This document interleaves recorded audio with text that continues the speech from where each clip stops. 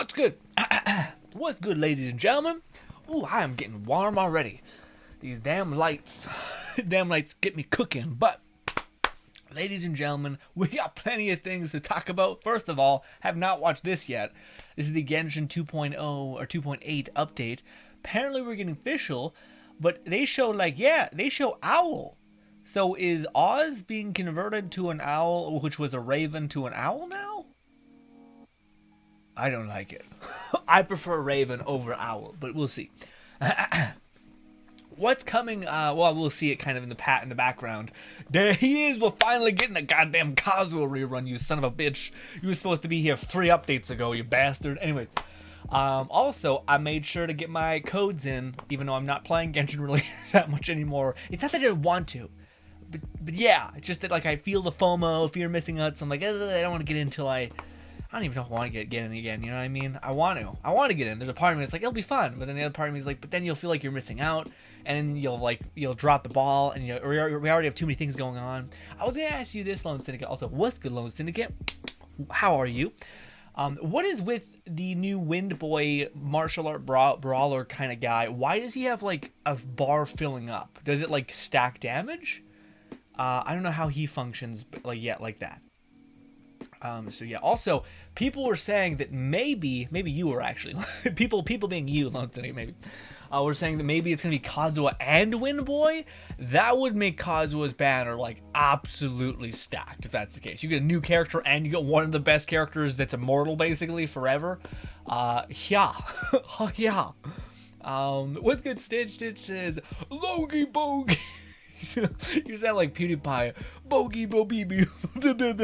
I love PewDiePie, but only he can make up gibberish in the way that he does. There's Oz, okay. So are we finally getting more official in the update? I've not seen it. I'm just inducing a lot. I'm sure it's cute. Again, trying to keep an arm's distance from a toxic relationship, essentially. I kind of was one of the members that made it toxic, probably. Expectations and being let down by said expectations. Granted, those expectations were entirely fair, I think, of hoping that 2 years in the game we should have some endgame content or some sort of procedurally permanent content. Anyways, Oz is an owl. What? That can't be right, Lone Syndicate. I thought Oz was just then he was a raven. Just then he was a raven. So what is he pivoting between a raven and a thing? Because just in that clip, he was not an owl. He was a raven. Or a crow or something. I think it's a raven. Also, I remember seeing him. I didn't see him as an owl. Yeah. My bad. Oz is a raven. Yeah. I'm not sure about this. I trust you, but at the same time, this may be a misstep. Lone Syndicate says, I need to hop on Genshin. Also, can't wait till the co-op event if we do it on our play together. Yeah, no, we absolutely will. Sure, as long as there's something to do, we'll do it. My whole thing is I hope I can do it. If I haven't been playing the story in the events, so hopefully it's not like, you dumbass, you need to go do the chasm. And I'm like, that whole ass thing? No. That puzzle and a half? No. I did get all the codes though, which was nice. Lone Syndicate says, also, what's good, Fluff? What's good to see everyone popping in? Lil Basic, good to see you, buddy. How are you again? Good to see you again. Lil Basic says, hi, Grin. Remember me? By the way, of course I remember you. You don't have to ask me that. Of course I remember you. How was my day? My day was pretty chill. I finished the Blood Witch build faster than I thought I would. It's such a good tip. If I could give anyone who's stuck in this weird overwhelming state of doing anything, whether it's oh, I have an assignment or I have a job or I'm trying to do something create a website for my business, whatever it could be, to not just bash your head against the wall until it's done. I was really doing this Blood Witch build thing, and I was I hate to say it, but I was getting to the point where I was ready to step away from Wonderland for a hot minute because I was getting so oh, I spent 5 hours or 6 hours basically taking spells, making them better, and seeing if they were worth a damn, and if they weren't, chucking them for this new dark magic build essentially I was making. Anyways, so I kept running that over and over and over again, and then eventually I started getting I can't handle this, it's too much. And then I was like, you know what, I went to sleep that night and I was like, no, tomorrow I want to read my book, but I'm also going to chip away at this. And then I did like 10 minutes of that, did a few spells, shut it down. I reloaded the game like 5 times, so I launched it 5 times in that day, just because I was like logging off, jumping back in, logging off, jumping back in. But then, lo and behold, we have a build in the day, the next day, essentially. I edited the video today. Hopefully it's going to be up soon. It's kind of like I took the torrent build. Well, 2 things happened with me. Sorry, Little Basic, you fucking ignited my whole my whole thought process of me needing to rationalize this, not only to myself, but to somebody else, just to make sure it makes some sense. But essentially, I was going to make a redo of our torrent build, but I didn't like that it was just like basically me doing everything that I already did. So I thought, well, I always wanted to update the torrent build with better spells, but then when I started to do that, I realized that holy shit, spells go in, they go deep. So I found out that like not only there's like a bunch of types of spells that can exist, but certain elements have an allegiance to a specific kind of spell. So for instance, Fireball, the manufacturer that is like a fire thing, has the special trait of being able to summon a what do you call it? A Hydra, essentially. So a dark Fireball has the unique premise about being able to basically unleash a Hydra as it impacts, which is huge. And then there's another one that's how do I put it again? There's an ice version of a spell where basically when you cast it, it creates like a supercharged tornado that I'm almost certain does way more damage than the skill tornado that Spore Warden has that's on cooldown for like a millennia. This spell has 3 charges you can have on it. It's just cracked, but it's infinitely better. Anyways, so yeah, I ended up coming across all of these things, and I was like, holy shit, there's so many things that I want to do with builds, and the only thing, like, this is the other thing I had to kind of come to terms with a little bit, is I kind of didn't want to be like, I kind of didn't want to do the same build that I already did, because I think somebody kind of like, passively when we were in our heyday of builds, kind of said, oh, I don't know if you don't want to fuck with anything that's not a pixie build, and I kind of took that as like a, oh no, do people expect me to only use like magic and pixie builds? But then I got into everything else, and everything else is just significantly undercooked in Wonderlands. Like, there's a reason why most spell builds, people, like, it's one of the highest viewed videos and builds out there. It's because people want to mess around with the funnest new expansion in Wonderlands, which is magic. Also, it helps that magic is actually in a very good balanced state. It's not balanced, so to speak, but like it's functional. It makes you feel powerful, whereas melee makes you feel powerful in waves. And then when you reach certain instances, you just feel hella limited, which is not good. But with the new spells, with the new DLC stuff, that could be helped a little bit. But yeah. Anyways, I digress. Getting a little offset here. But what I wanted to say was I had to come to the understanding of like, well, wait, maybe it's okay that I do all of these things. Like, I do just make a bunch of spell builds right now because that's what's currently good. I had the urge to make like a gun build, and I wasn't really into it. Just because the guns seem kind of messy right now. They don't seem like there's the ones that are good are kind of weirdly good, and they're not like super responsive and they feel satisfying. It's like a sniper that's gonna chew through your magazine, or it's like a crossbow that like devours all of your just like shoots everything autopilot, which is awesome. That's in our one build because one of the few guns that actually feels good to use, despite it kind of being like a huge blanketing kill fest. Anyway, let me just take one more step back and I'll finish this up. With a lot of the builds that I wanted to use, where one of them was I want to use a deathless build. Like, basically the Graveborn has a utility factor with being like low health, and the Deathless Mantle, which is a thing that drops your health to 1% and gives you a fuck ton of shield. That is awesome. And it's funny because the Graveborn is all about like healing, but I do think you can get a Graveborn a class tree that just buffs up Faithful Thralls. So this build that I'm making when it comes to fire, it's like fire allegiance because it will help with Faithful Thralls with our fire, they'll connect. And also I wanted, oh shit, fuck, well that may not work as well.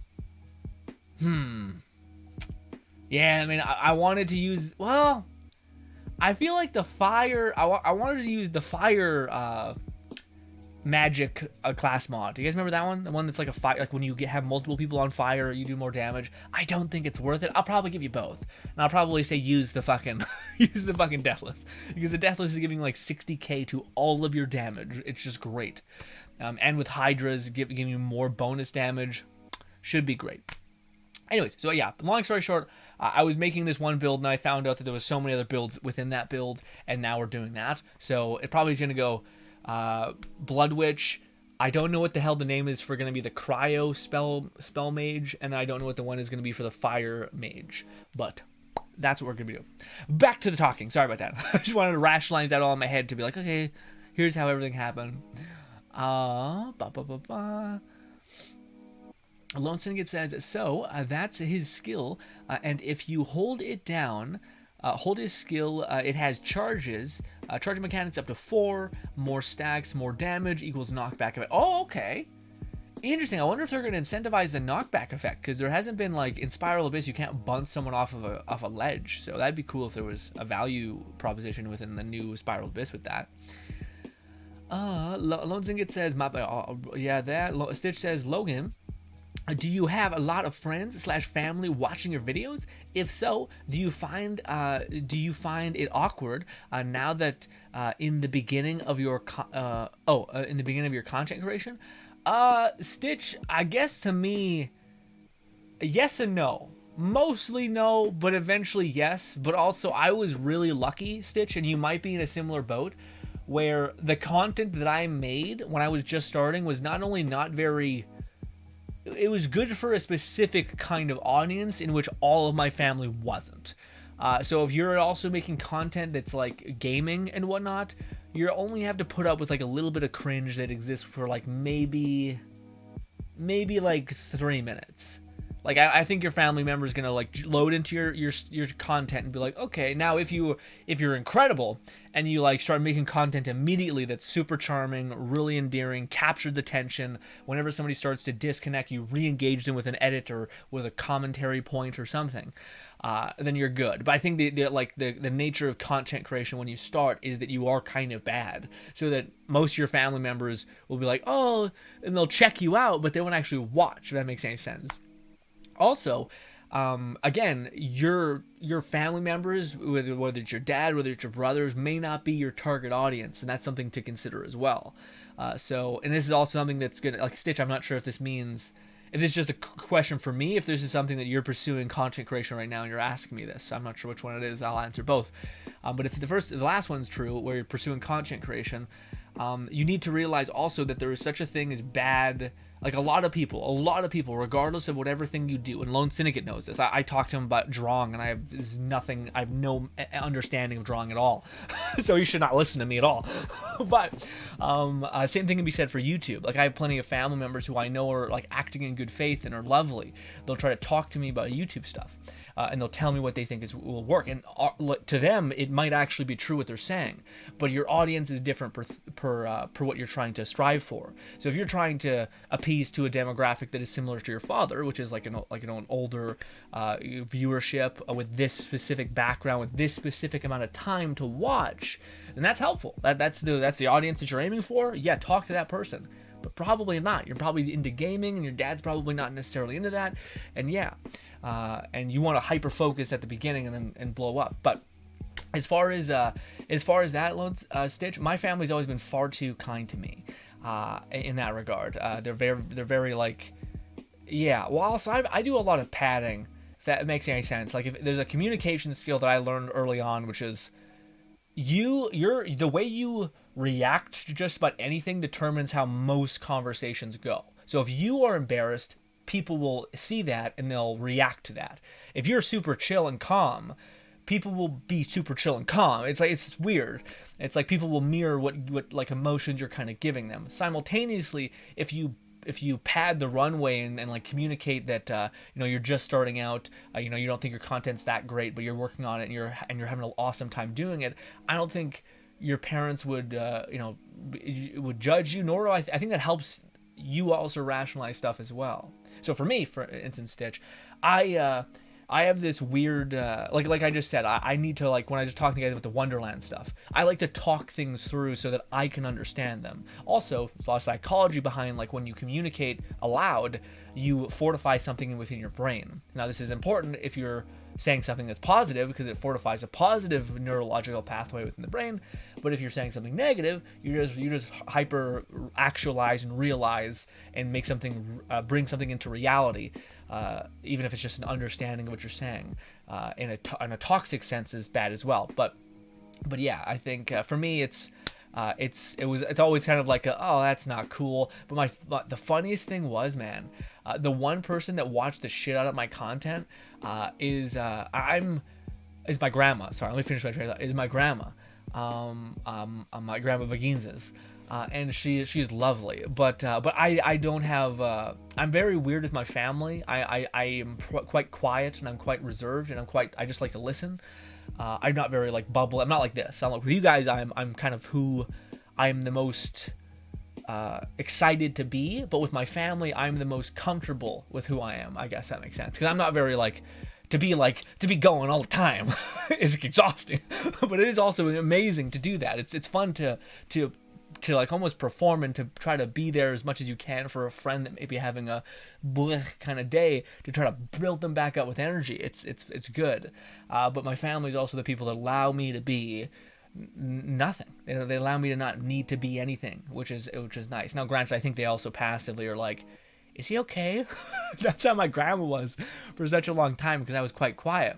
But then she found a lot of like serenity, I think, as much as also confusion by watching my YouTube videos and seeing that I wasn't always quiet. It was just that was how I was. People just chalk it up to me being shy, which is funny because I'm only shy with my family and my everyone else. I'm pretty bubbly and talkative, and then I burn out really fast. Also, Yoey Mia's coming back. Wait. Let me say. Okay, so this guy is coming with this one, right? It was also appear. He's appearing in he's appearing in both.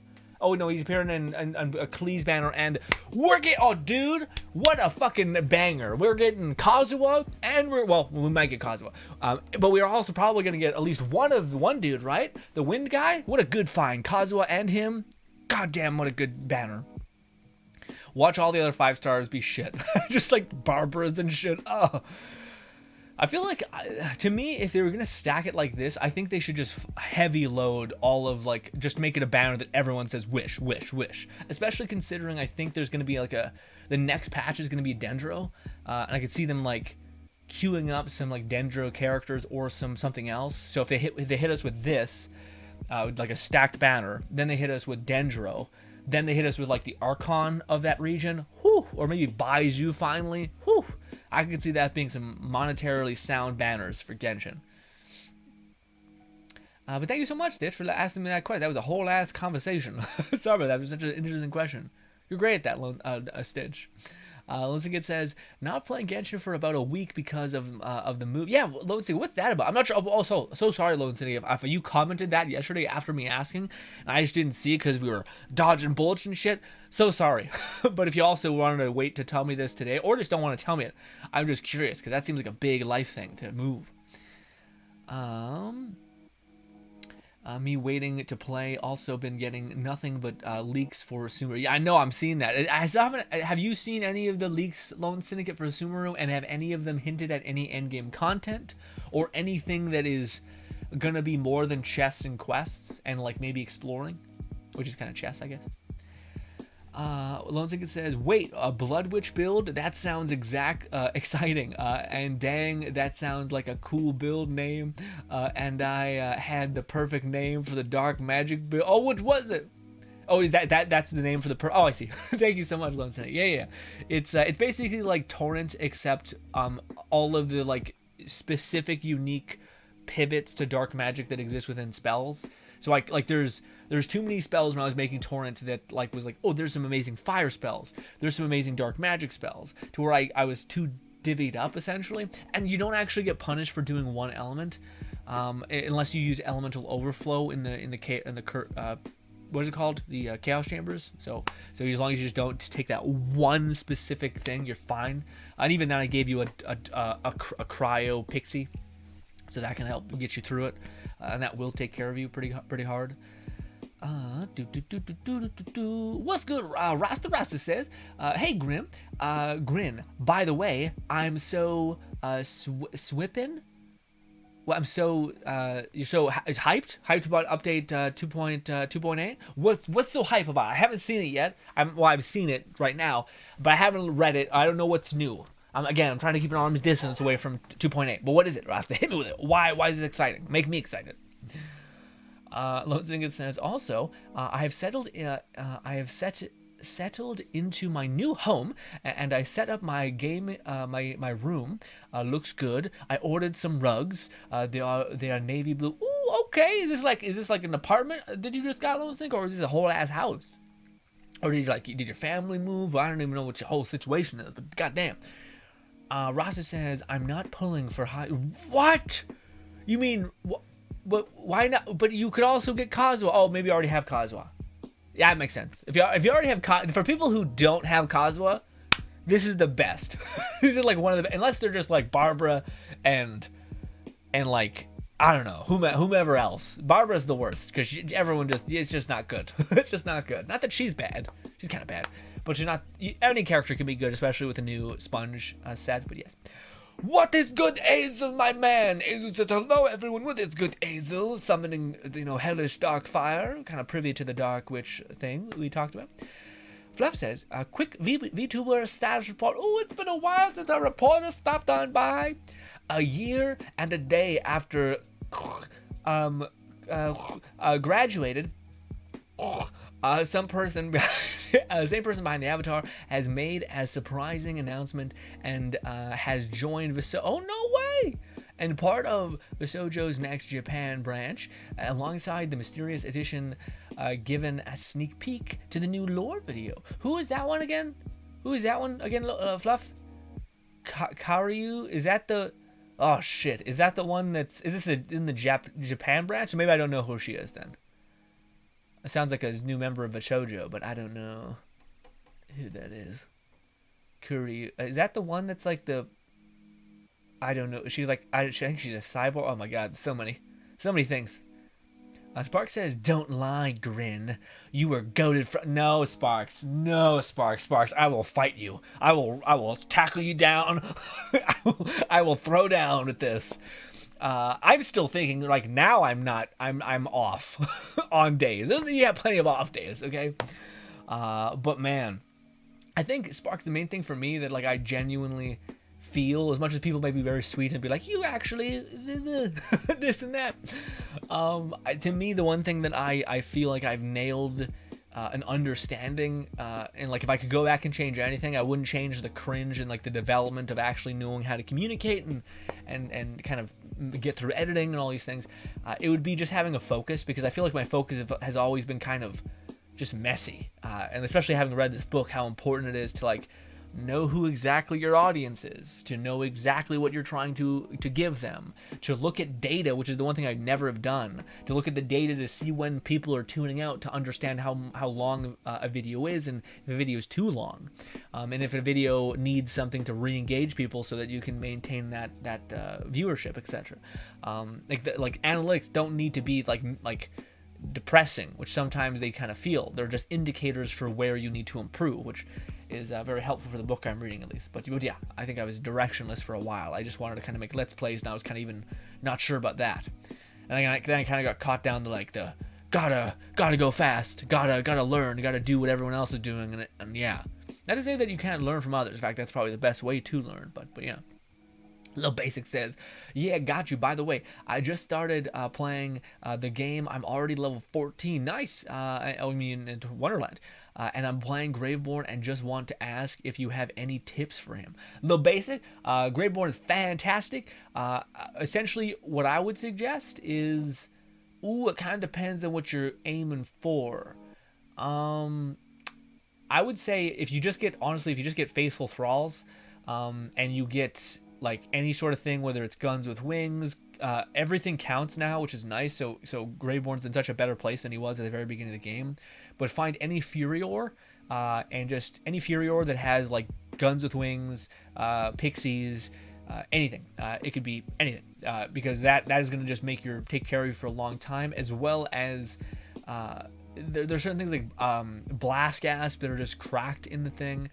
Also, if you get like this Graveborn is almost made for spell shot more than any other class, it seems like, just with his like ability to stack up, get health, get shield, get all these things. It's just great. So yeah, that's what I would say. Oh god, sorry. I would say get any sort of fear not that basically can produce companions, and get faithful thralls, which is the beginning of your skill tree. Sorry for all the dogs popping off. Lone Syndicate says, name suggestions for cryo build is Ice Queen or Cyclops. Cyclops sounds legit. I already made a waifu. I want to go. Oh, we'll see. By waifu, I mean like she looks kind of like she's cursed or some shit. But yeah, kind of like Naruto-y. Anyways, you'll see. But yes, Rasta says also GRINN Kukuri with Kazuha is kind of. I know. Oh wait, what? Okay. Weird. I wouldn't expect two animo. There's not a lot of incentive to do animos. Also, is this Fischl's new free to play or free thing? Okay, that looks clean. That looks way more like queen shit. Azel says, I'm always quiet unless you get me. Exactly, Azel. Exactly. I'm in the same boat, except I'm also very much like.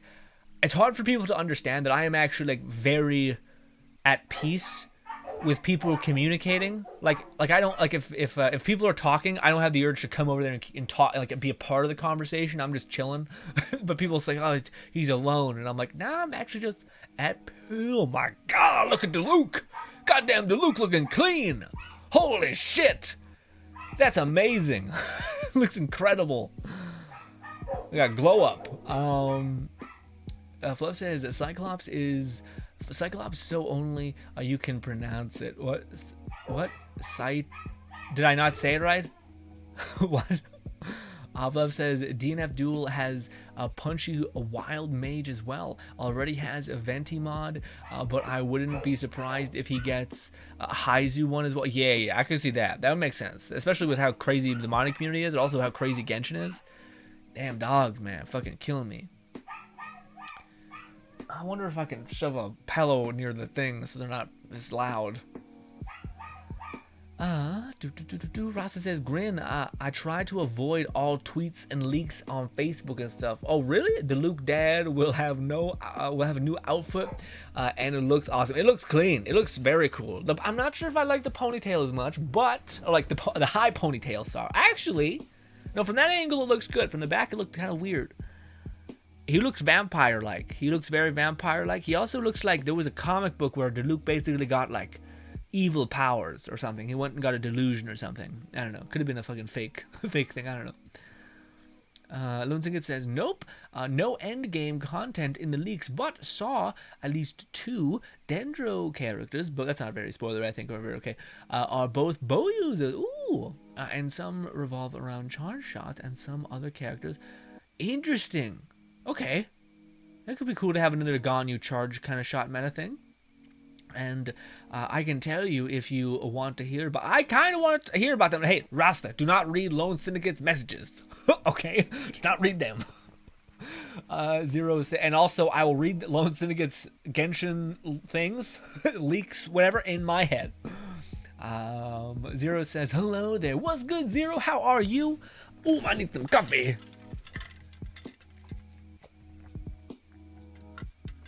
Angel says, I sadly lost all interest in Genshin, so now I regret spending money on it. I probably spent months worth playing it until I got on for like 4 minutes. Wait, what? I probably spent months without playing it until I got on for like 4 minutes. Oh, I see. Yeah. So yeah, you want a long ass time, and then you just stepped in. Also, I seen this being leaked a long time ago. Yeah, this like weird gear thing.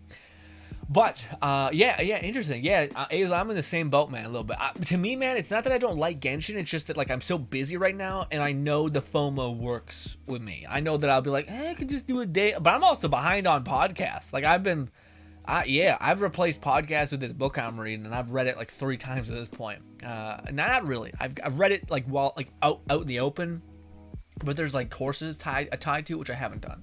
But when I'm exercising, I'll listen to it, which I usually like I used to play Genshin and like listen to podcasts, and all the podcasts that I genuinely think helped me be a little bit more interesting because I was learning about the world in different perspectives. Now I'm just a basic bitch. I'm just like, oh. Lansing says, "What's wrong with Barbara C6? Barbara slaps. Well, if she ever dies, you can use her to bring you back to life. I got Barbara to friendship level 10. Took a while since I got her there just using the teapot. Yeah, exactly. I can't be bothered, Lone Syndicate. I'm sitting there. There's no use for it. All right. I'm sitting there. I'm not going to replace my waifu shrine with random other people just because I'm maxed out on their friendship, okay? Especially when all of them suck. All the other people suck." Fluff says, "All right, I'm messing around with DNF Duel. I went into an endless combo and wound up KOing the practice dummy with HP recovery on its own. Ooh, I bet that's good. I bet that's gotta have some sort of counter. I feel like those games go about like, no, there can't be like an absolute juggle or else you're just a monster, you know?" Rasa says, listen, Genshin knows how to please their audience. They know their DJ. I mean, I wouldn't say that. I would say Genshin knows how to entice and make characters. As far as making their audience feel satisfied, I don't know. I feel like some people are like, you know what, I'm out. Dogs are so loud.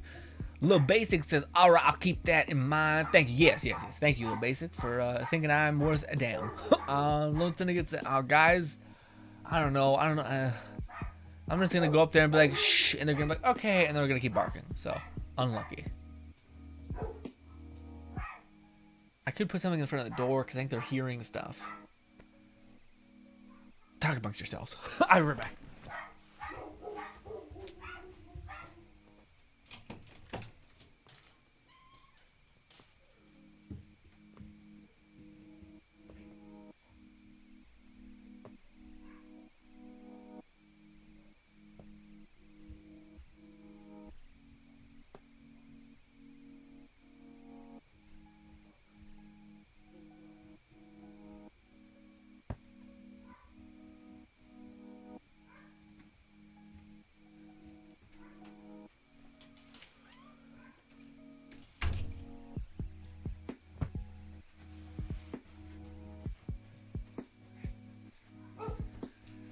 And they're back at it already.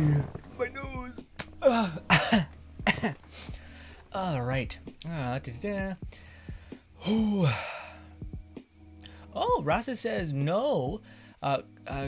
Ku, I don't know how to say his name, is Electro Healer Support. She's from Arataki Gang, where Ito is lead. Oh, okay, yeah, her. Okay, she heals. All right, no, yeah, the fucking ninja person. Yeah. She looked awesome, but she was like a healer, you know. And I was like, there's already so many good healers, and every time they make a healer, it's not like, it doesn't make any sense. Like, we don't need the most healing ever because most people have a shield or something, you know.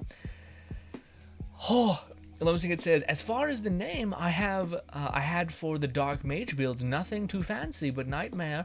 I also have another name, but it's a bit anime. Yes, Nightmare's a good one. Nightmare's a good one, but I feel like we'll need to.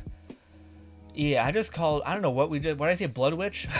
I just thought I was a real quick, like, I wanted to make a female stylized character and make a build. So I was like, I'll do that. That makes sense. Witch Blood, yeah.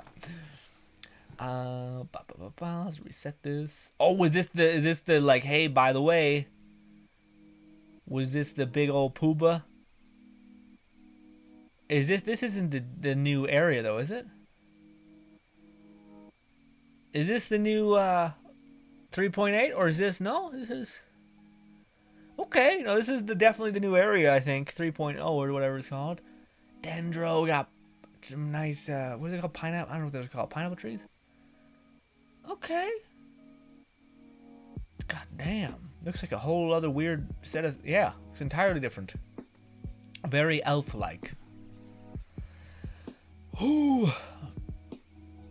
Lozig says, does he look clean enough for you to pay $40 for, law. I think not. Yeah, my boy, my fucking god. Are you kidding me? $40?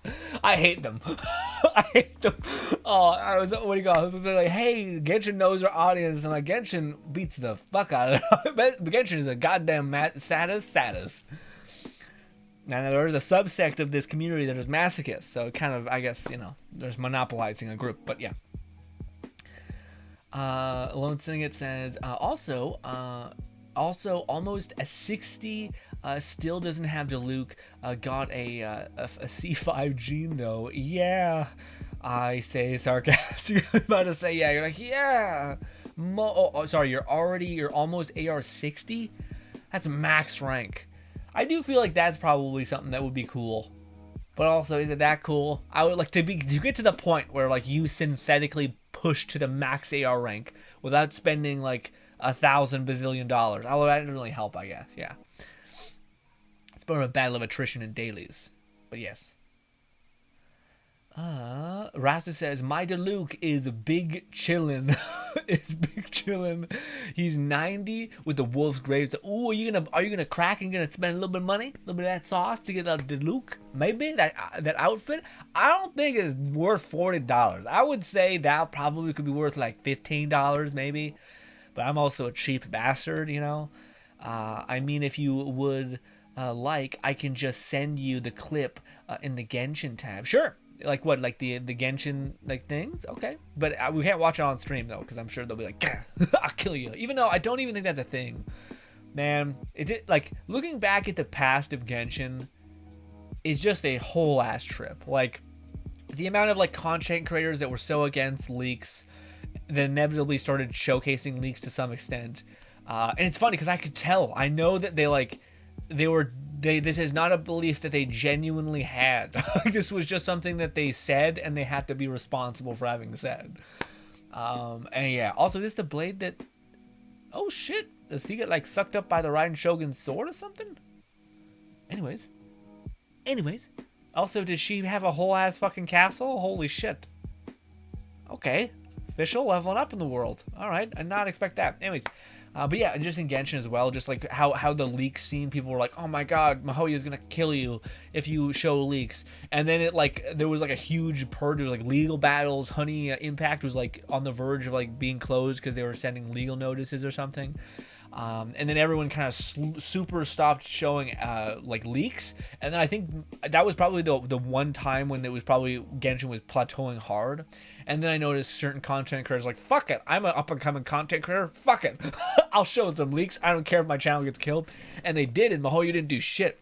I wonder if that was because Mihoyo never planned on doing anything, or if it's because they found out that they couldn't really do anything legally because people who were doing it are in the US or something. Or if it was just that they seen like the start to like the pivots and the fall, and they were like, oh fuck it, go ahead, go nuts.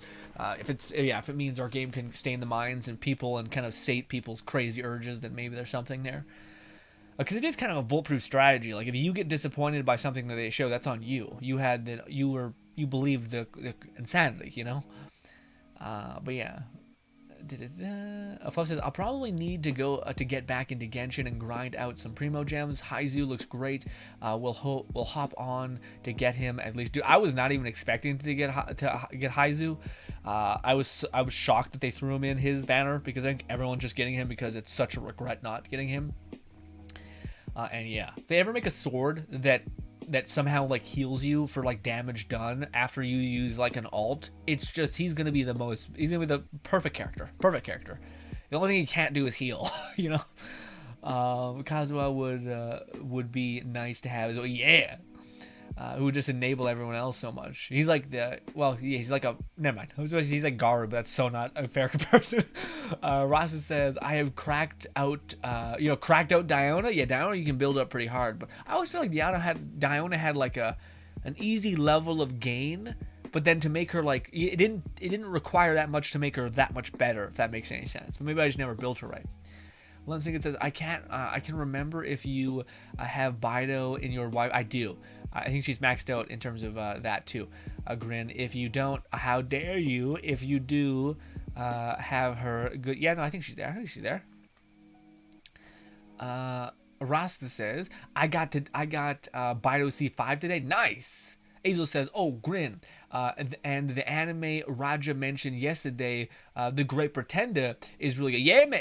What is it about? Yeah, because I think Raja was just chilling. She didn't tell me what it was, or he didn't tell me what it was. But yeah, what's the baseline of it about? It seems like a detective like thing, like kind of like a noir style, fast-paced, stylized show. Lil Basic says, all right, Grin, thank you for the stream. I have a wonderful day. Good night. Thank you so much for stopping by, Lil Basic. Take care, buddy. Raza says, I pulled my 5th Bido constellation today. Nice, man. Yeah, her max constellation is pretty good. Although I do think, again, it sucks that some constellations are just like amazing and then others just weaken enemies by like 15%. You know, feels a little disimbalanced, but maybe they're so top heavy in terms of build investment, like their one alt is already good enough, you know.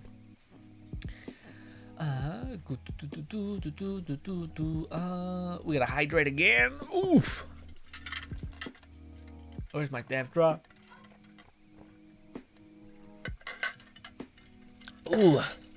Rasa says that's Sumeru. Okay, perfect. That looks pretty good. It's pretty good. It looks like they're keeping on palette. Like one's purple. That's purple. Okay, we don't deviate. It's purple. That one is like every type of green shade you could find. It doesn't look bad, but just I don't know. Yeah, Fluff is very green. Exactly. Blooming Oasis. Yeah, Oasis feels right. Yeah. Rasa says, I need to treat my Genshin daddy right. You need to make him look clean and smooth, and that outfit actually has unique idle animation. Yeah, but $40, it's a whole ass game, my guy. You can get like a whole ass Skyrim, Oblivion. You could get a whole ass game, and you buying a $60 or $40, probably Canadian, dude. That's probably a $50 skin. $4 probably away from $56. Probably $4 away from being a full price game. Lunacy, but. If you got that much disposable income, spend it however you like.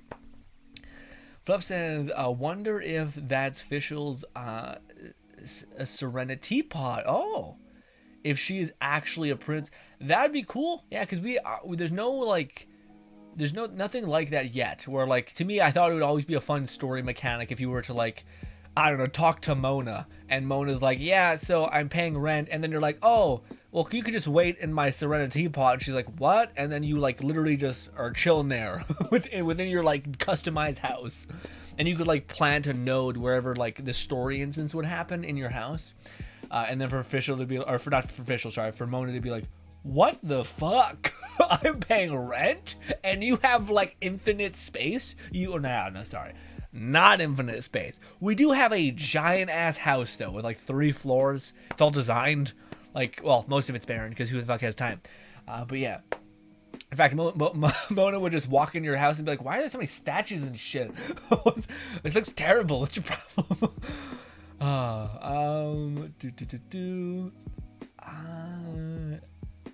Azel says, if there's ever an Ayula skin, I might get it.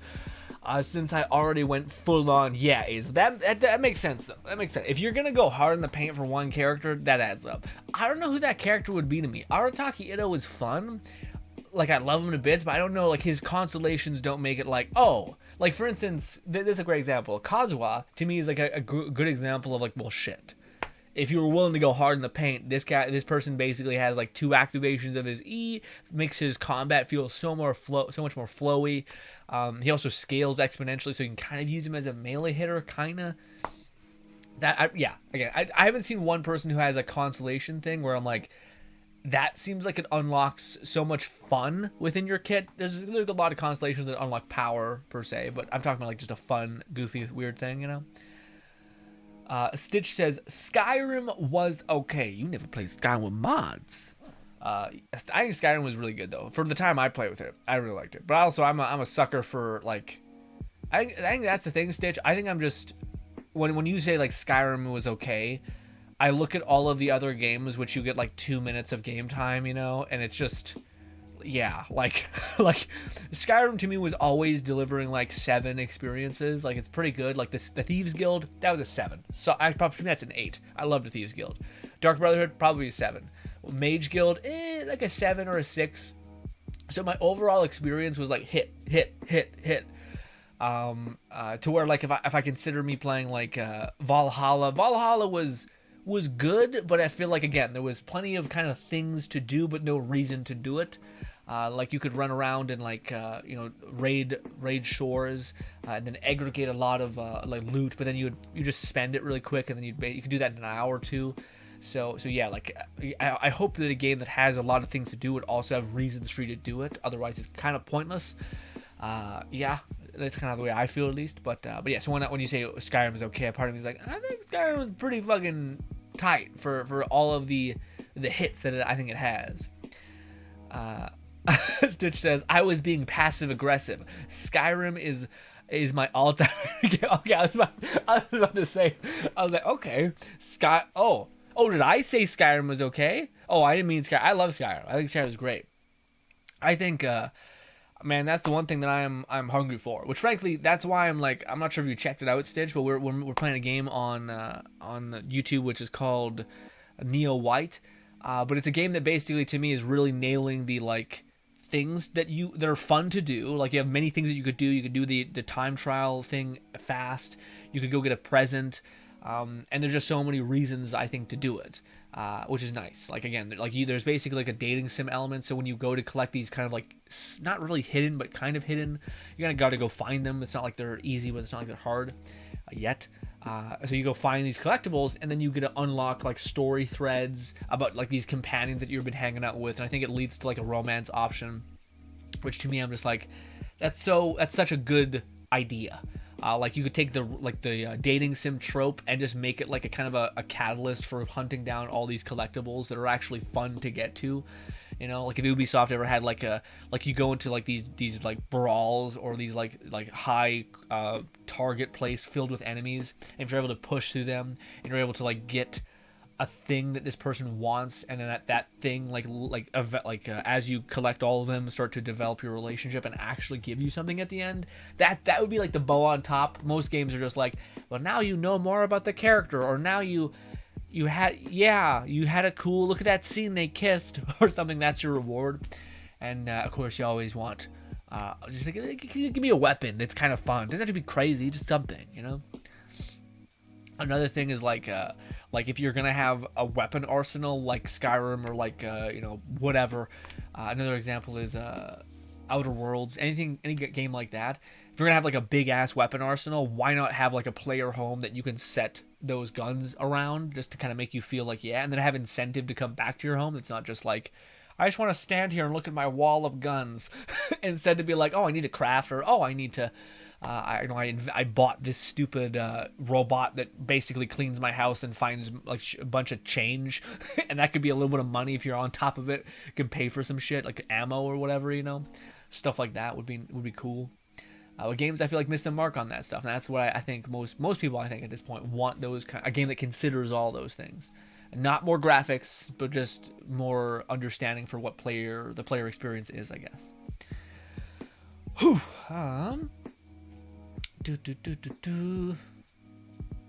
Rasta says it's a black sword.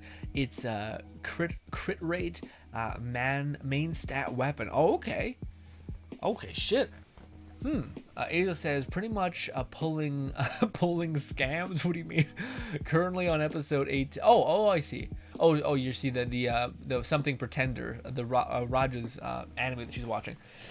It's like fooling scams. Okay, what do you mean pulling scams? It's like fucking with people who are trying to like messing with con artists. Is that what it is? Currently on episode 11. Holy shit, how many episodes are there? Usually there's 12 in a season, but then Netflix shows sometimes go to 12 episodes. Also, did anyone check out that Netflix anime? It's like it's called something metal. It's like brutal metal fantasy or something like that. It looks like awesome, like very rock and roll, like fucking that. Like a classic rock and roll meets medieval kind of scene. The only thing that loses me on is the main character. Connor, Scott, but yeah, the only thing that loses me on that Netflix show called something fantasy and brutal, or brutal fantasy, I think it's what it's called, brutal fantasy. is like the main character has fucking gnarly eyebrows. And I'm just like, I don't know if I can get into it. Everyone looks like everyone looks super sexified. Like if you see the show, you know what I mean, or even just the trailer to the show, you know what I mean. Also, the dudes are all jacked. Like all the women look like classic rock and roll, like the cover art of a rock and roll band kind of thing, and all the dudes look fucking demonstrously ripped and jacked, and you're like, okay. Right. But the premise also seems kind of corny a little bit, like you're just a bunch of roided up dudes like trying to fight, I don't even know, demons maybe. I was wondering if anyone's seen it. Hazel says, I think Fischl is a princess. Not sure where I see. Fischl's Fischl's not necessarily a princess. She's like a normal girl that didn't want to grow up, and like not what. Fuck. Lone Syndicate's gonna get mad at me. Maybe Fluff as well. Both of them know the backstory of that girl, but something to that effect, I think, where she's basically like a. Her vision basically sprouted up because she didn't want to become like a normal thing. She liked living in her imagination. It's like called chibi or something like that, or chinibi. I fucking can't. It's a word. Dogs are the best. I'm so happy. It doesn't bother me this much usually. I'm a little bit irritable today. Forgive me. I think Fischl was a princess a long time ago. Oh yeah. Same thing. People, I don't think she's a princess. I think her vision enabled her delusion. I think that's what makes that. Dude, that'd be hilarious if Fischl was able to get a delusion because she was delusional. Well, granted, not really. She's like actually, fucking killing shit and like dominating. Stitch says. Oh, right, I heard that. Fluff says, Fischl has styled herself around the story. That's what it was, storybook character. I thought there was a book involved. But her last limited story quest implies it was just a facade. We'll see if they've done a bait and switch in that regards. I don't know. To me, I would... I guess that would be kind of cool. They're like, you thought Fischl was actually not that awesome. Turns out she's just socially awkward. You're like, okay, relatable, I guess. But Eagle says, episode. There's 23 episodes in that. Golly, I think I may have read that already. But yeah, I guess I've seen it. I think 23 episodes. What is with every anime having 23 episodes now, or 24? It seems weird. It's 23. Isn't it supposed to be 24?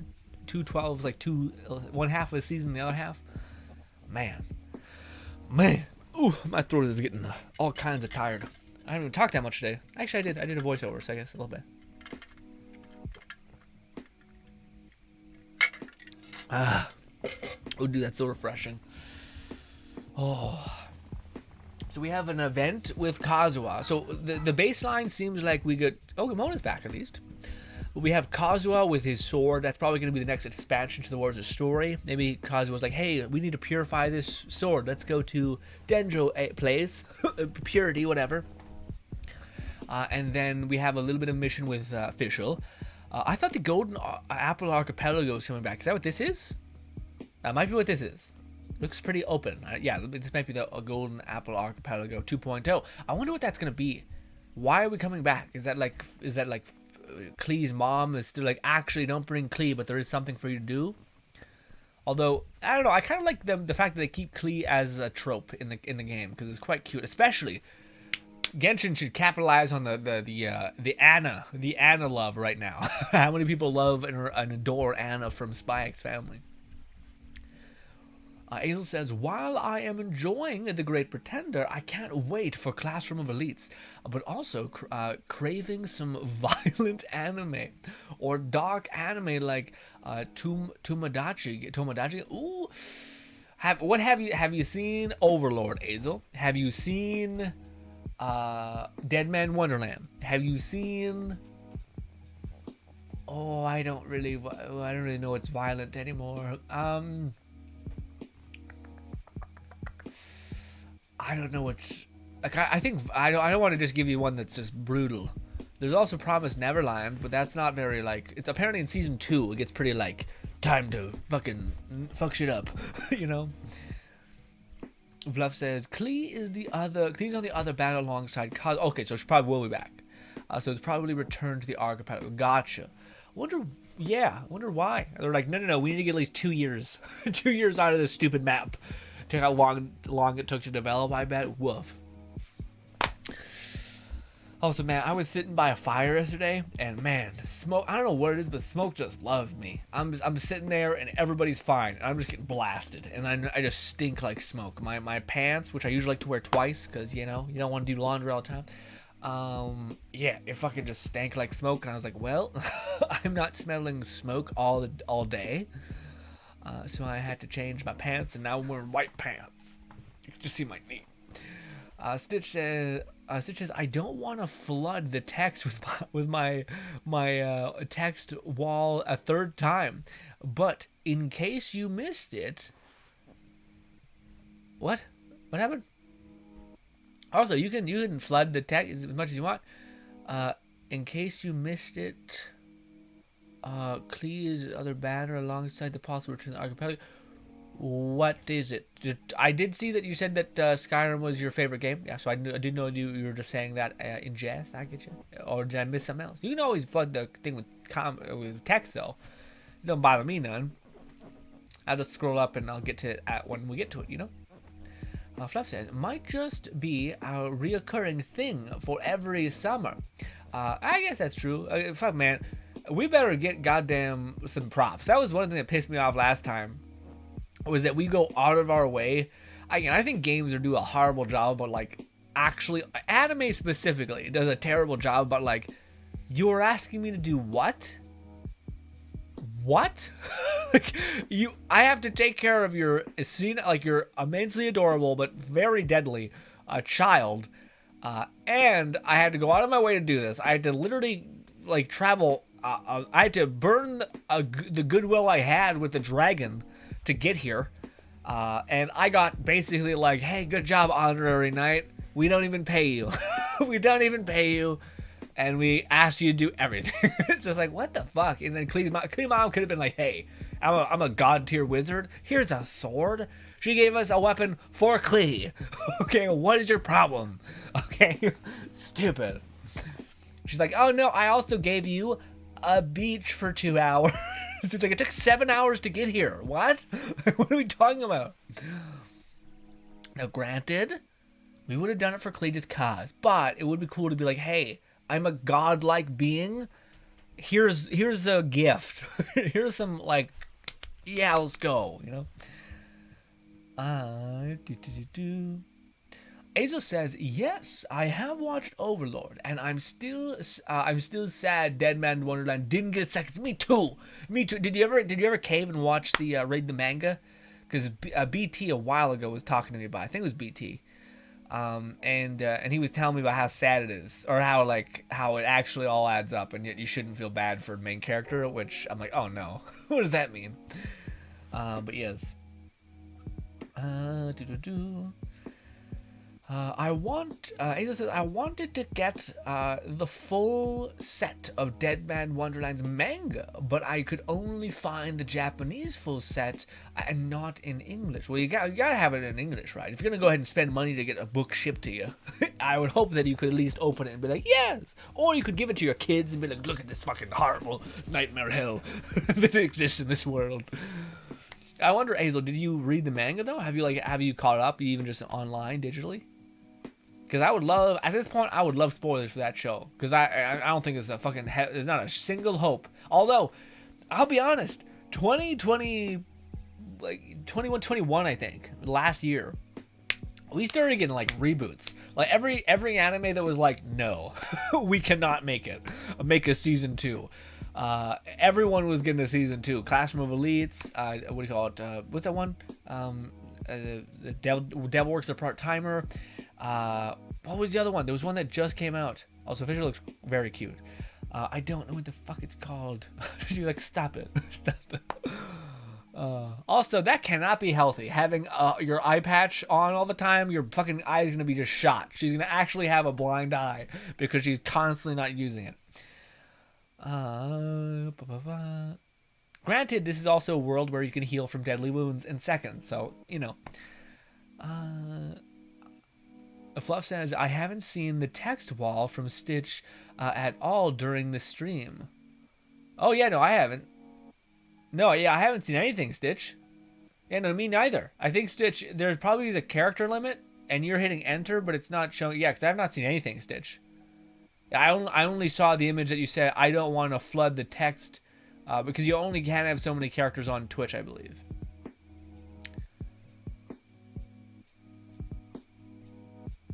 Huh? I've sent it twice. Yeah, no. Yeah, no. I haven't seen it at all, Stitch. You might have to break it up into chunks. So, like, save it somewhere off screen, paste half of it, and paste the other bit. Fluff says maybe she's already has. If she's already blind, then that makes sense. But I feel like with her whole chinny, whatever the hell it's called, that to me is like the antithesis of like the problem. Where like I want to live in my imagination, puts on eye patch, and then like 20 years later, like I'm blind. I was, I'm hundo P% blind. Yikes. You can only have 500 characters per message. I should know. Yeah.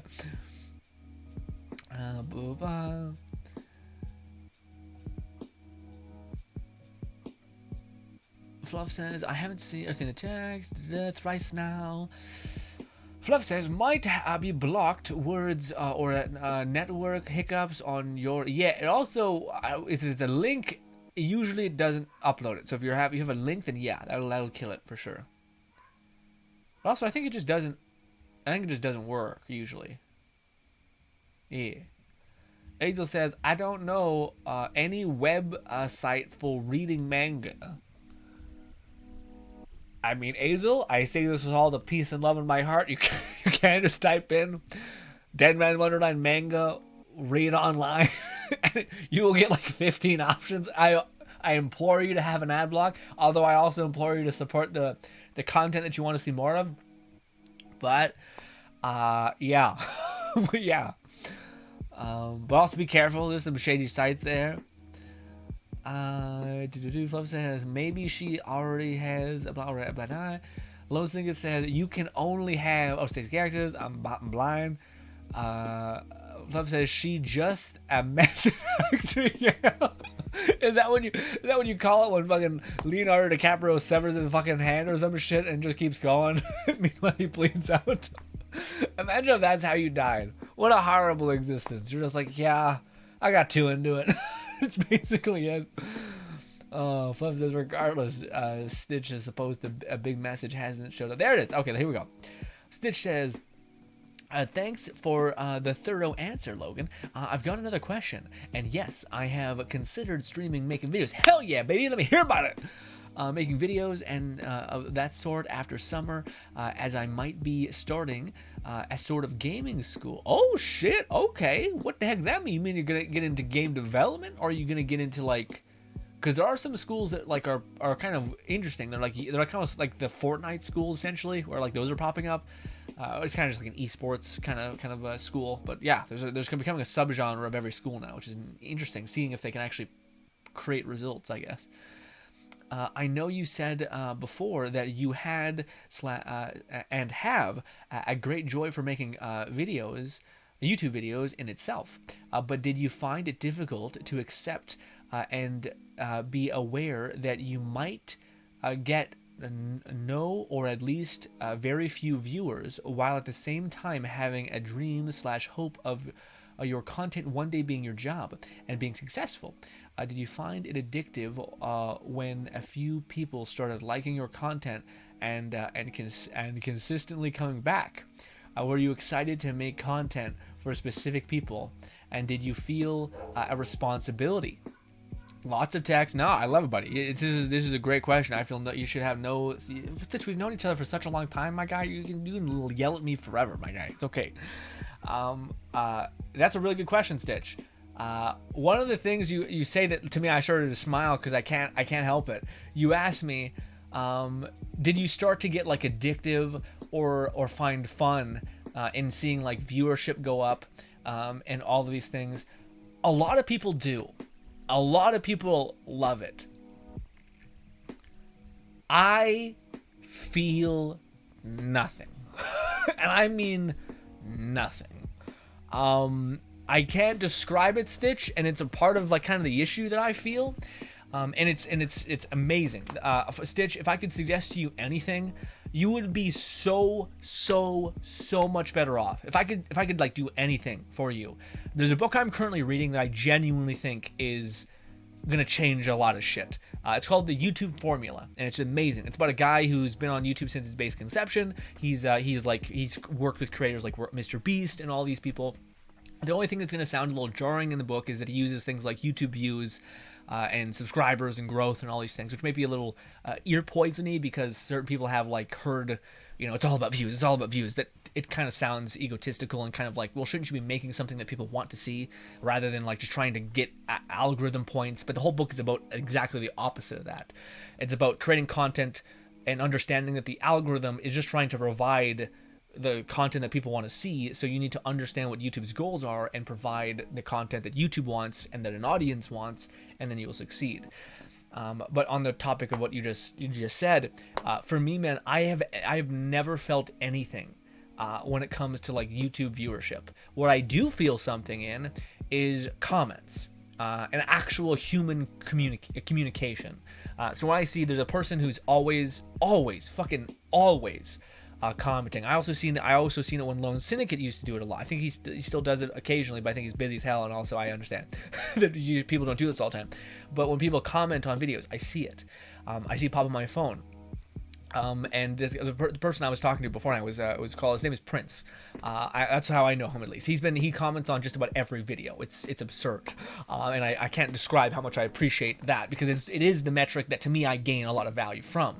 Now, granted, when I was just starting out Stitch, that was the big poison in the well kind of thing for me. Is I cared a lot about comments specifically. So when I seen somebody like tear me up, I actually hurt. But it's funny because I don't care about like the success of a video blowing up. It's funny because I told you guys the other day, and it's to me it was like, oh, this is a genuine like thing with me. But like I told you guys that I went from having videos like right around when Dying Light was coming out, I went around having same thing with Wonderland. I went around to having like 100 views on every video to having a video that had like 20,000 views, kind of back to back, like 20,000, 1,000, which is like 5,000 of a growth from 100 to 1,000 to then 2,000, then to deviate between those two.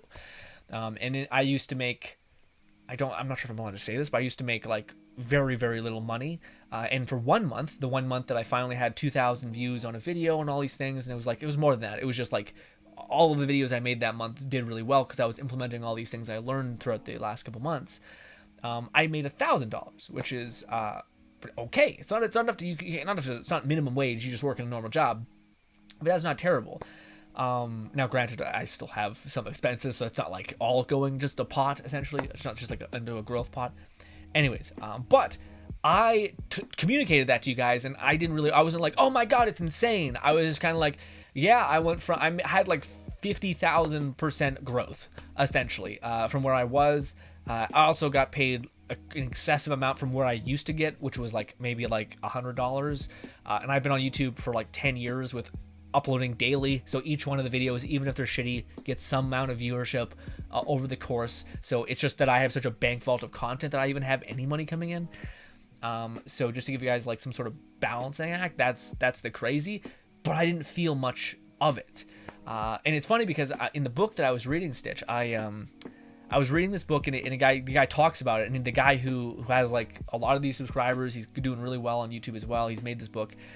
He actually says that immediately. He says like, I've never been a person that has been motivated by like views, by subscribers, by anything like that. But he says the one thing that I do really get motivated by is goals themselves, specifically the journey to attain a thing.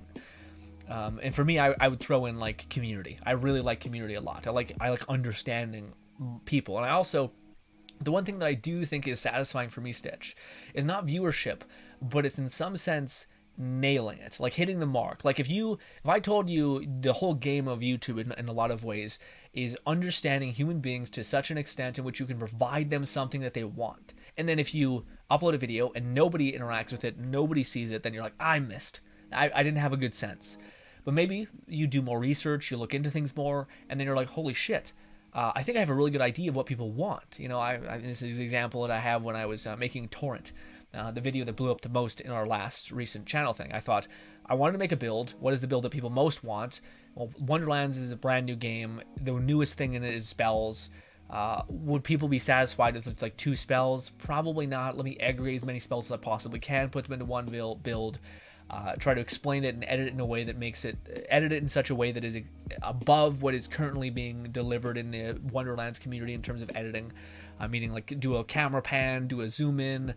Could take maybe 2 days, but that's better just because, you know, this is just something to break in. I uploaded it and I hit the ground running essentially. That video was searched, found, and pushed, and that to me was satisfying because that is like it's not necessarily about the views, not necessarily about the subscribers. It's about nailing it. Like I understood you, and I gave you something that you wanted, and that felt awesome. And not the views necessarily, but just the fact that in itself I was able to achieve, and that's feels awesome. It makes you feel like I can understand somebody, and I think that's also me. I really like to understand people. I don't like when I'm lost and I think someone's just like, I could never understand how they could be angry like that. I could never understand how somebody could be, you know, cruel like that. I tend to find I can understand just about anybody, with the exception of probably people who have no, I cannot relate to them, like sociopathy and stuff like that. But anyways, I want to see if I answered every part of the question. Let me see. But you did difficult accepting and being aware of yet you might or may not leave your first few views. Yeah. For me, Stitch, I think if you in the book, one of the things that they talk about ad nauseum, which I think was brilliant, they kind of talk about the first thing that you should do when you're creating content is this. Also, I'm sorry for everyone else. I very rarely get to talk YouTube to this extent with somebody who's also interested in pursuing it. So I'm digging in like a animal right now. But Stitch, essentially one of the things that I think is one of the better pieces of advice in the book is it talks about when the first thing that you should establish, which is really important, is who exactly you're providing for. And this will help you when it comes to criticism versus bad criticism versus good criticism. Bad criticism, it comes from people that do not represent the audience in which you're trying to provide for. So it'd be like getting advice it'd be like a game company getting advice from a person that pirates all their games, review bombs their games, and etc. Like this is not the audience that we're trying to appease to. Now, if there's an audience that's a group of people that like have a certain bracket of income, that have a certain bracket of time, that want to partake in whatever it is, if you're doing vlogs, if you're doing gaming, whatever, you want to find out who that specific audience is and try to deeply understand them so that you can provide content that they may at the very least like. Yes, you also need to provide content that you are passionate about, that you care in some ways about. I tend to like the idea of I think it's better to become a person that can find the joy in anything than to need a specific list of things to be happy.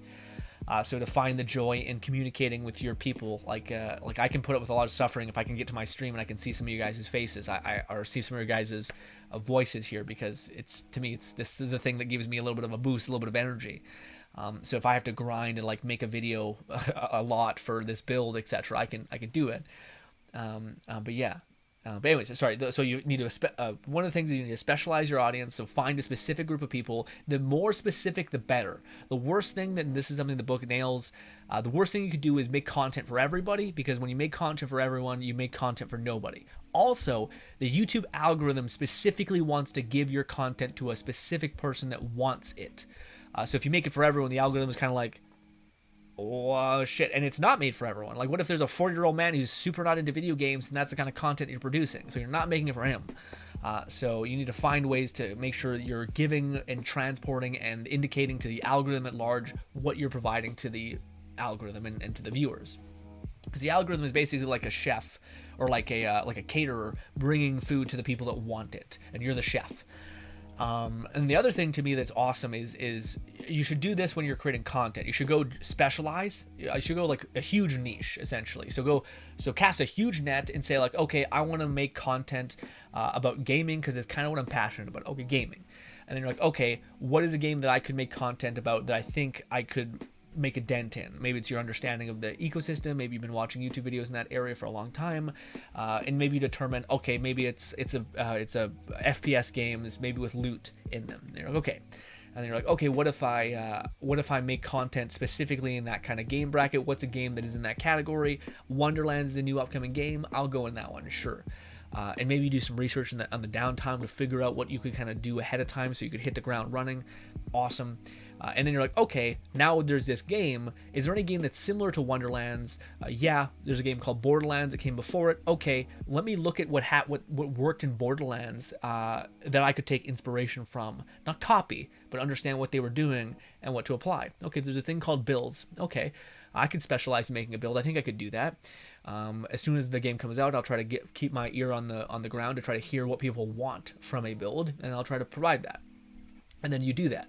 And then you do that over and over and over again. You provide like 3 or 4 builds, and now that you've aggregated enough of a specific group of people that like your content, they like the fact that you make builds, then you take one step back and you say, okay, what is the content that isn't builds but is similar, not the same, but similar, that they may also enjoy. And then you're like, okay, well, maybe channel updates and updates on the game would be something they'd be interested in. They're already coming for me for these builds, which are kind of like info dumps. What if I covered like news about the game that they enjoy? Okay, and then you take another step back, so that you basically you start with a broad brush, you zoom in, and then you zoom out gradually. But you need to zoom in first to basically garner an audience that is specifically enjoying your content. And then you, of course, understand what they're looking at. You look at your analytics, you see how long people are watching the video and when they're dropping off. You watch your video and see where it's being shared. So if you're getting if a lot of views are coming in through search, you're nailing it. If a lot of views are coming in from suggestion, that's perfect as well. I mean, people are binging your content. And all that stuff. And again, you should always whenever you're making content, you should also always answer the questions, are you providing content that somebody wants to see? Like, so would one of my viewers watch this video to its completion, or would they even watch half of this video to its completion? And if you kind of feel like a twisting, turning feeling in your stomach, maybe it's too long. Maybe it's not that interesting. Maybe it's something that you probably shouldn't give. And then there's another thing, which is, would this be something that my audience or a viewer, my target demographic, whatever, would click on? And that's kind of a sentiment to, is your title good enough and is your thumbnail good enough? And sometimes you have the twisting feeling of like, no, I wouldn't click on this. I don't think they would. I need to make a better thumbnail. Now, sometimes you can't like say, you need to upload something, but you need to make sure the next video, you're like, okay, what can I do to change and go forward? The whole book that I'm talking to you about, Stitch, is this book called YouTube Formula. And what that basically is it's try, fail, analyze, and adjust. That's the sequence. And then you just do it over again.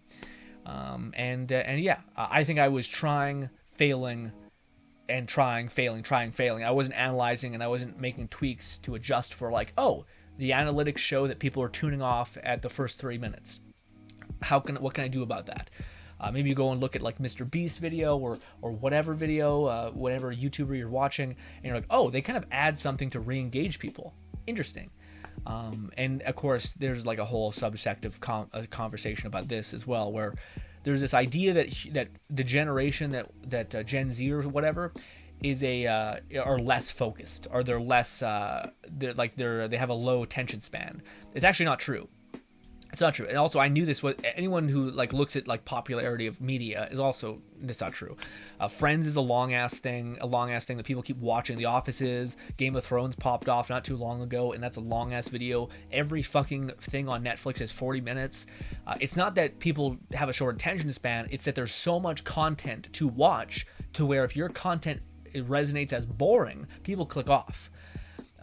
So you need, and how do you do that? How do you make your content less boring? You usually have some sort of thing of whether it's to re-engage them, whether not necessarily like a zoom in or like a weird fucking edit that makes you like have a stroke. It can be something that's like a slight bit of movement that can keep your eye focused. It can be commentary, but it also can be a story thread. This is also one of the reasons why I think Mr. Beast usually starts his videos by saying like, I bought every piece of food in this convenience store. It's because it's the start of a story thread that you are kind of interested in, and then you want to see the conclusion of. So it kind of makes you buy in. and that's kind of the structure of how most YouTube videos work, is they're trying to basically get you to buy in and or maintain your attention for the allotted time given. And also his videos are like fucking 20 minutes almost, so yeah. Also, there's other examples where people aren't spending copious amounts of money to get, to have that happen. But yeah. But thank you for the question. I hope that helped. Ask me anything, Stitch. I could talk about this forever. I'm sorry for everyone else who's here. Fluff says, I like the part where Aether's Animo bursts did like 0 damage. Yeah, it's like, what a good thing. Man, they need to. I don't know. I'm so. Yeah, I was the guy who was so excited for Electro Aether, and I was just like, I am not excited for Animo, not Animo, what is it called? Dendro Aether either. Azel says, I tried once, but the websites didn't have it, and eventually got shut down. Weird, okay. Fluff says, Jared Leto is an infamous method actor, to an absurd degree. Well, Jared Leto seems like he is, like, to me, there's, what's his name? Leonardo DiCaprio. He's like a method actor, but it's also like, yeah, but he's kind of like one of the best on the whole planet. Whereas Jared Leto is like a tryhard that is awful. It's like, stop it. Because it's clearly not working, all right? Yeah, like to me the Joker thing, I didn't really sell it. I will say, as much as Jared Leto's getting like dunked on and has been getting dunked on, and he kind of seems like a weirdo, not in a good way, like kind of like a cult way. What is it? I did like what is it called, Mr. Nobody? I thought that was a great movie. But yeah.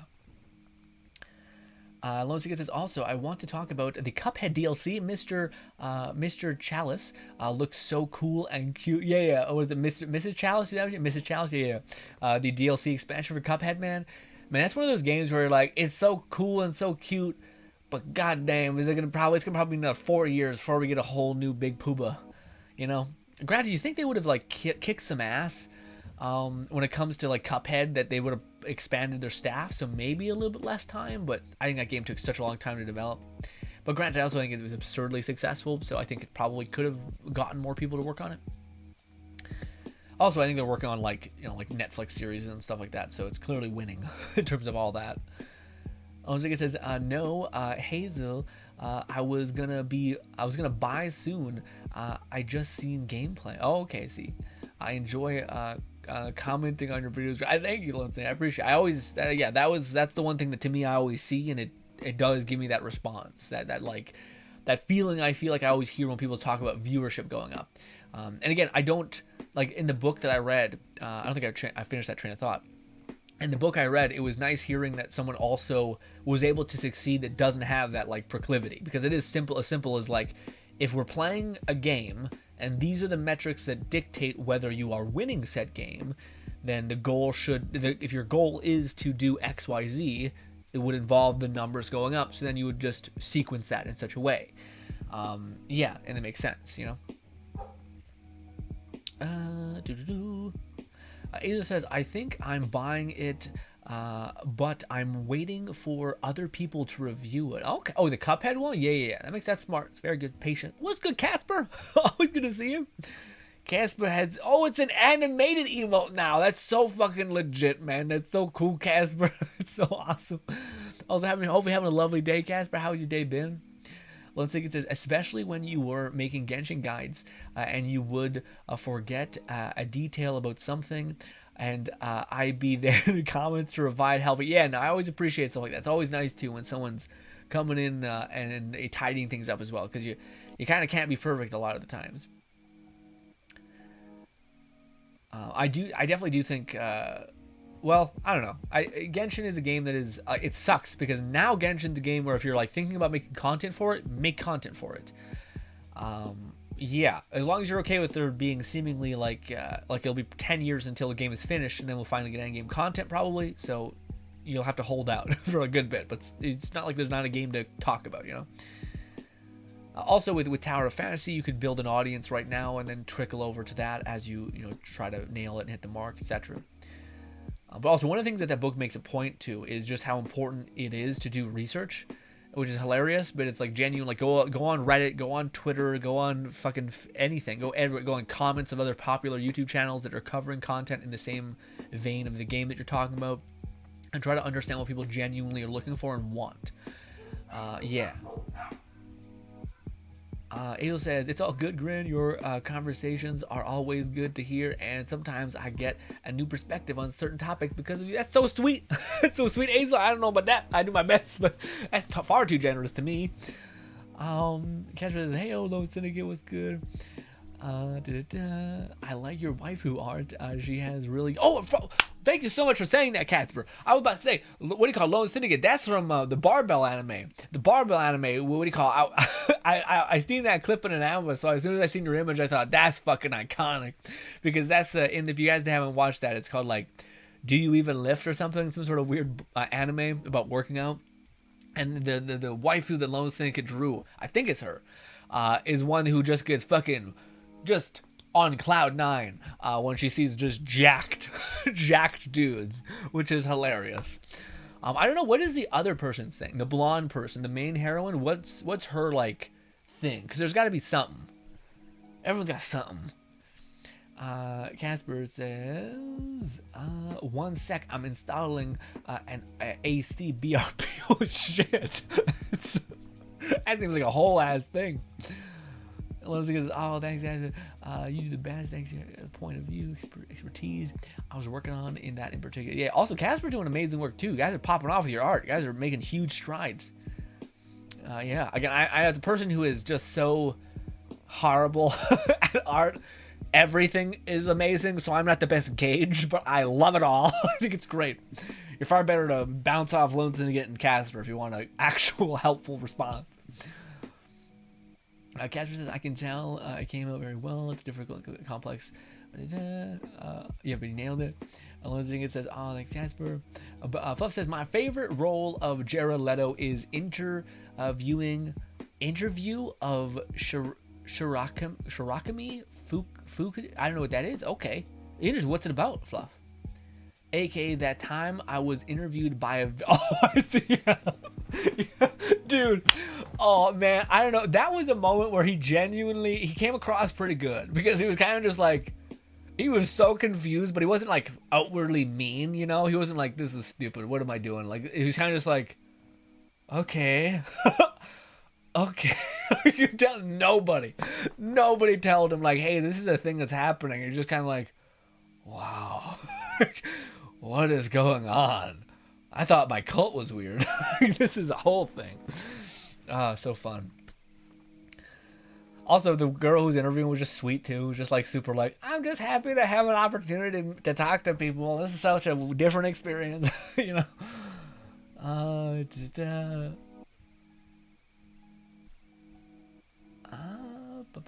Lone Syndicate says, if I had to rank each version of the Travelers, 1 Geo, 2 Animo, and Electro so under. Yeah. Well, I don't know if I'd put it above Animo. Maybe the Veridescent Veneer helps with the utility aspect of it, but I still think if you had max constellation for Electro, just the passive damage over time and the regeneration of your other characters' alts, pretty nice.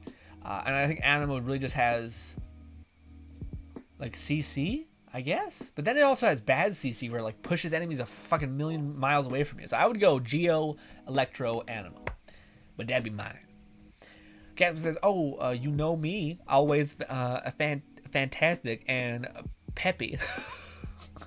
Yes. Yes, Gasper. It's the alter ego quiet. Loziga says, also, Grin, did you see my drawing? Yeah, I just got to it. I got to talk about that. Stitch says, hope the last message came through. Yeah, we just had to talk your ear off about it. Fluff says, I put Electro above Animo, personally. The Animo buffs were far more useful for me as an Albedo Geo main. Got Traveler, also got the Boon.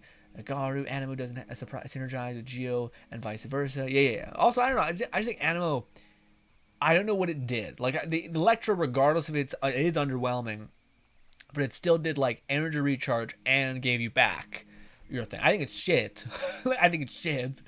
My whole thing is I'm not comparing the travelers to themselves because they're all terrible, really. In retrospect, really bad. With one exception to like the Geo Traveler, if you have Zhongli, you're cooking. Otherwise, it's kind of just like a burst of damage. You could supplement it with anybody else. Shouldn't show anybody else. Maybe with one exception, like Shangling is not the best. Maybe the Geo Traveler would harmonize better, but yeah. Stitch says, thank you for the answer. Talking with me. So what I hear with zoom in and finding a niche is find a way to stand out so people have a reason to pick specifically you, at least at the beginning, before you actually have people willing to watch you for it. Well, it's interesting, Stitch, because one of the things that the book talks about ad nauseum is the algorithm, because so many people complain about the algorithm as an entity itself. But the algorithm is in direct line with what YouTube's goal is, which YouTube's goal is to keep people on site and keep people watching and wait for it to keep people satisfied. So if people aren't satisfied with, like, you know, if people keep getting clickbaited, they'll go off site. Hence why watch time became such a huge thing back in the day, where it used to all be clickbait, and now it's all watch time driven, more or less. It's impressions and watch time.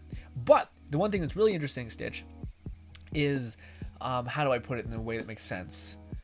Watch time this. Basically, YouTube understands your video perfectly. You cannot hide from YouTube or tags or anything. And here's the other thing. YouTube does not give a shit about data. This is something that pisses me off about, like, what's called phishing or metadata. Basically, it's like metadata farming. It's where people will put like PewDiePie in their tags to get in his suggestion. Or something like that, but that's not how YouTube works. YouTube used to work that way, but YouTube has gotten so good when it comes to algorithms that they can not only scan your thumbnail and know what everything is in it. I can tell when something's risque or when something is, what any words on screen can be. It can take an inference of understanding of what the context of the thumbnail could be as well. It will also scan your thumbnail and scan your video to see if whatever is in the thumbnail has a high probability of being actually in your video, to help combat clickbait. Not only that, but the algorithm of YouTube actually goes in and scans your entire video frame by frame. That's what post-processing is.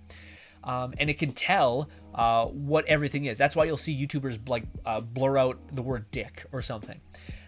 Because YouTube can analyze that frame and see that there's a vulgar word on there, and it will demonetize you because there's profanity or something in the imagery of it. You know what's even wilder though, Stitch? YouTube, closed captions, right? So closed captions, the algorithm can listen to you. So it will basically hear any swears you say. This is why you should never lie to the big bad YouTube algorithm, because it will just kill you. It will like beat the shit out of you, basically. It will like, oh, you didn't swear in the first 30 minutes? Liar. Absolute bullshit. No. And you'll just get hit. But the thing that's even more crazy, man, is that the YouTube algorithm can read through your closed captions and infer context of what you are saying. So it can differentiate your video from a Stephen Hawking video where you're talking about like the analytical brilliance of him, and a goofy fun meme video where you're just memeing on him. It can tell the difference. So it can categorize you. So basically, tags, thumbnails are not really needed. They're needed, but they're more billboards and not like utility of finding information necessarily.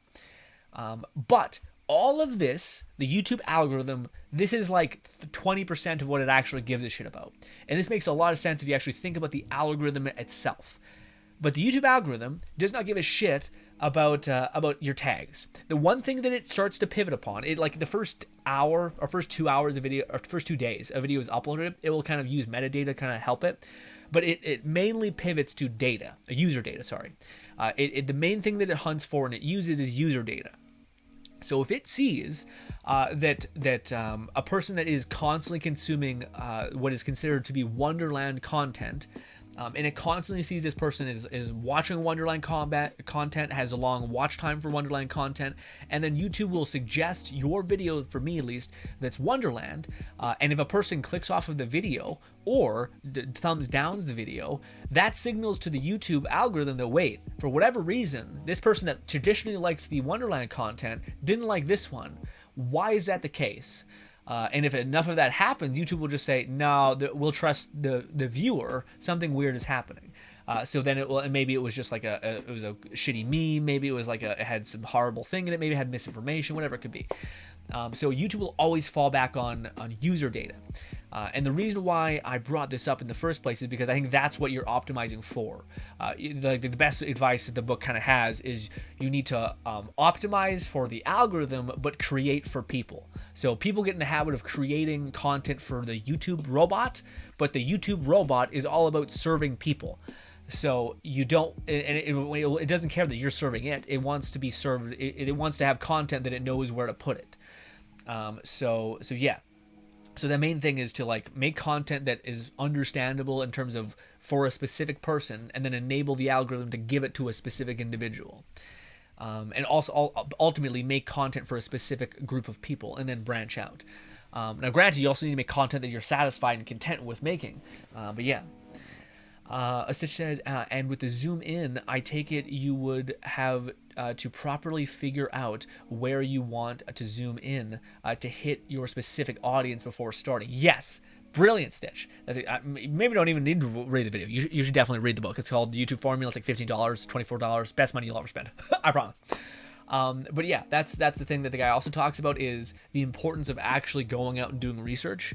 So instead of just saying, like, instead of just starting from nothing, go, like, make it a point every day for like a month to watch YouTube, not as for like 10 minutes or 20 minutes a day, to watch YouTube not as a viewer or as an entertainment source, but as a means of information. So watch it as if you're going to a lecture at a college, and go and find the people that best describe your niche, essentially. So go to the gaming subsect if that's where you want to pursue.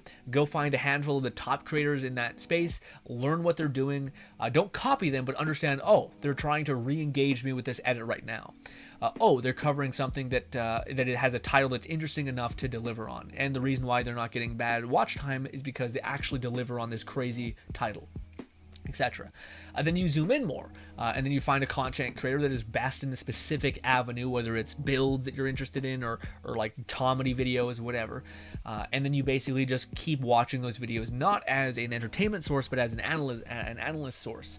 And also, whilst you're watching something, not as entertainment, but as like learning these pillars and these kind of weird ways to just structure things, you slowly start to get more inspiration and more understanding for what you could do. And again, the goal is always to not copy somebody, but if somebody utilized like an editing thing at like minute 2 to like zoom in and like to make you re-engage, then that's awesome. You know, if somebody used a story thread and like showed you this is kind of the classic thing, but in like funny, goofy comedy videos, I think in like Vanos. Vanos used to make this thing where he used to always take like a clip from the middle of the video and put it at the beginning, because it made you kind of interested in the story thread and how he got to that point. It made you invest and re-engage before you actually got to the end of the video. So stuff like that is all stuff that you'll learn passively by kind of like treating YouTube as like a research foundation. And you'll go so much farther having learned from people that are cleverly doing things than just like having to make every mistake yourself, you know? So yeah. But you also say, probably did zoom in. So if you were to have many very different interests, a specific game, a sport, a subculture, yes. So think from the YouTube's algorithm's perspective on this. If you make gaming content and it's about FPSs and it's about FIFA and it's about vlogs, the YouTube algorithm's whole purpose is to take your videos and serve it to people that have the highest probability to like it.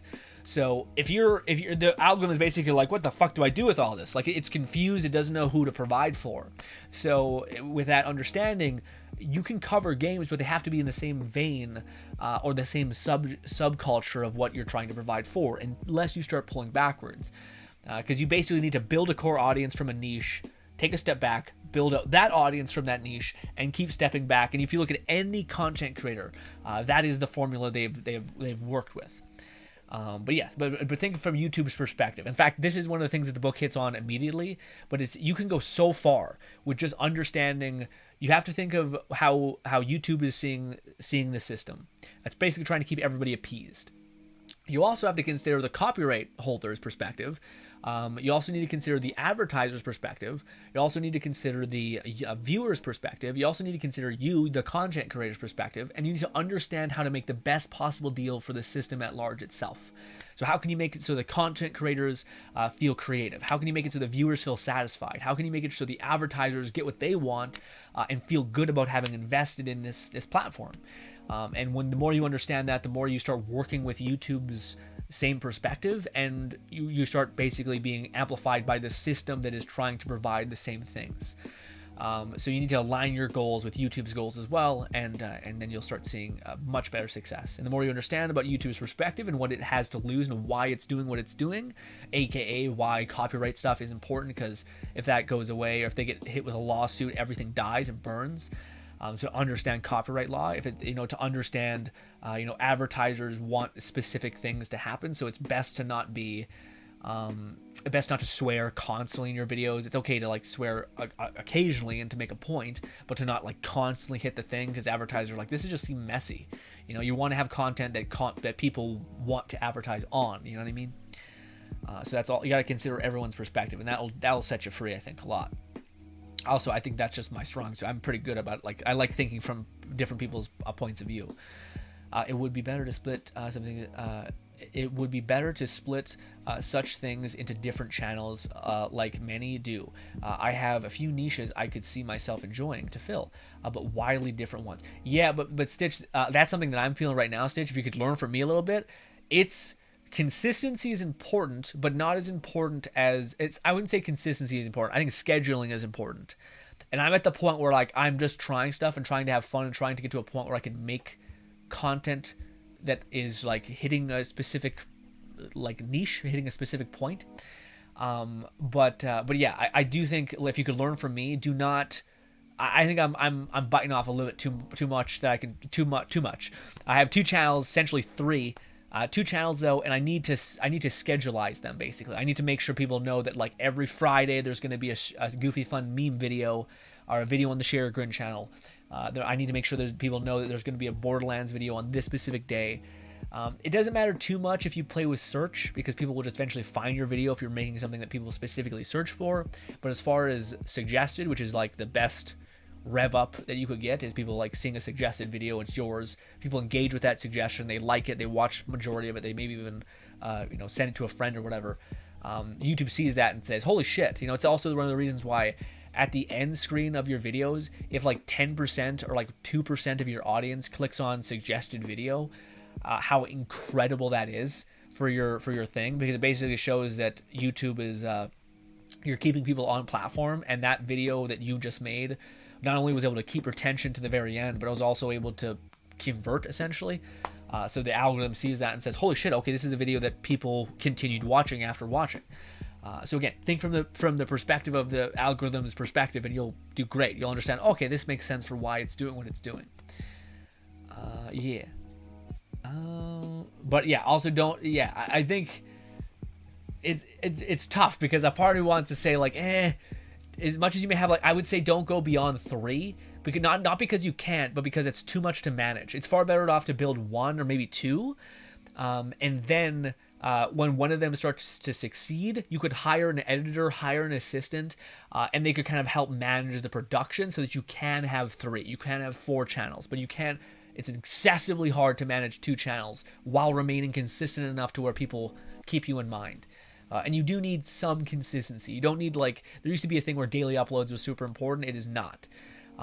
It's scheduling. So people need to know when you're uploading and when to show up. Same with streaming. Like, you need to stream at the same time, usually every day, because people need to know when you're going. You don't need to stream every day, but you do need to show up when people know you're going to be there. But yeah. Fluff says he was confused yet polite. Yeah, that's the best way to put it. And Fubuki is such a bundle of positive energy that you can't be. I was about to say, yeah. Maybe some person would be rude and he'd be like, it's fucking stupid. But yeah, she was sweet. Azel says, no, really, yesterday when you were talking about when you break up with someone, you have days, even months to discuss with the other person's individual, what the other person went through, and the other person legit gets a few seconds to process it. That bombs you. Yeah. Well, I don't know if that's so much me. I listen to podcasts too much, Hazel. So I was watching that in a Lex Friedman interview with I think it's some sort of woman who knows, like, it's like a psychologist or something like that, scientist or something. And I thought that was a cool inference. But I'd love to share that with you. Thank you so much. Lone Ticket says, yep, that is her. And the blonde girl thing is she is essentially is a super strong. So, like, there was a scene where she was boxing and she destroyed the punching bag in one hit. Oh, I see. Okay. Honestly, that makes sense. There's a few people that have what's called freak strength, essentially. It's usually like, usually if they have freak strength, they don't have endurance, but like, it's kind of what people talk about when it comes to knockout power. Some people have like a stupid amount of, it's like a certain type of thing in your muscles, essentially, or like a chemical in your muscles, because you have like 3 chemicals that your body burns. One of them is like overwhelms your body with acid, but gives you a shit ton of strength. I think some people have a very potent level of those, but also it burns out your muscle really quick. So yeah.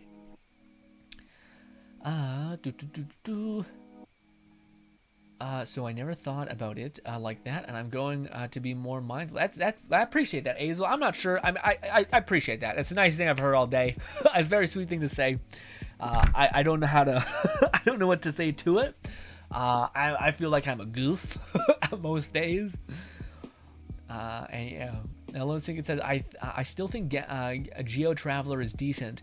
Like Enviosity, Geo Traveler hits hard. Yeah, but to me, man, I guess it's the debate on what can you not make another character hit hard that gives you equal, if not better, utility. You know what I mean? My whole thing has always been that value is relative. It's not that a character is bad. It's just that a character is a character. If you took the same level of investment that you took to that character and you even put them near anyone else, would they not have performed in some way better? It's not that they can't also perform. It's just that these other characters can go beyond, outside of even Shinshou or Shangling, other characters like that, you know? Lone Ticket says, you talk... Oh, wait, no. Fluff says, Animo Traveler just absorbs an element and in a neat way, but the tornado travels too far to be useful in most common combat cases. The Wind Blade leaves you vulnerable in order to charge it up. Geo Traveler of the 3 is definitely the strongest option, but more disruptive in co-op. That's true. It's a goddamn nightmare to play in co-op. Hellish nightmare. Losika says, what are you talking about? Geo Traveler is fine in co-op as GRINN. He has no issue with me and playing Geo Tree, you son of a bitch. Of course I have a problem with it. Those guys who haven't seen it. Goddamn Lone Syndicate and Nanny trolling my ass when we're playing co-op, putting up goddamn walls, and my characters are just like, yes, I'll climb this. And it's like, stop it. Stop it. We're trying to be fighting. Yes, totally not the problem with it. Hazel says, I miss when people were able to swear and weren't soft. Hey, Vanos, he's still edge. Yeah. Well, my thing, Hazel, is like, I understand that like swearing is like, I don't know. To me, I guess I would rather it have more of an impact. You know what I mean? Like, if I'm gonna have to spend, because I do think that's how YouTube works. I think YouTube definitely works in such a way that you get like a couple. You can't get none, but you do get a couple. Like the YouTube, like it has to be like a consideration for that. If you're literally just saying fucking this, fucking that, fucking, it becomes like really meaningless. You know what I mean? Yeah, like swearing for no reason. If you're swearing for an actual reason, I feel like that's fair. You know, if something bad happened, you're like, this is fucking bullshit, or it fucking sucks, or you bitch. Like that makes all sense. All the sense. But when you're just swearing to swear, it feels like it's a little bit immature, I guess. But yeah.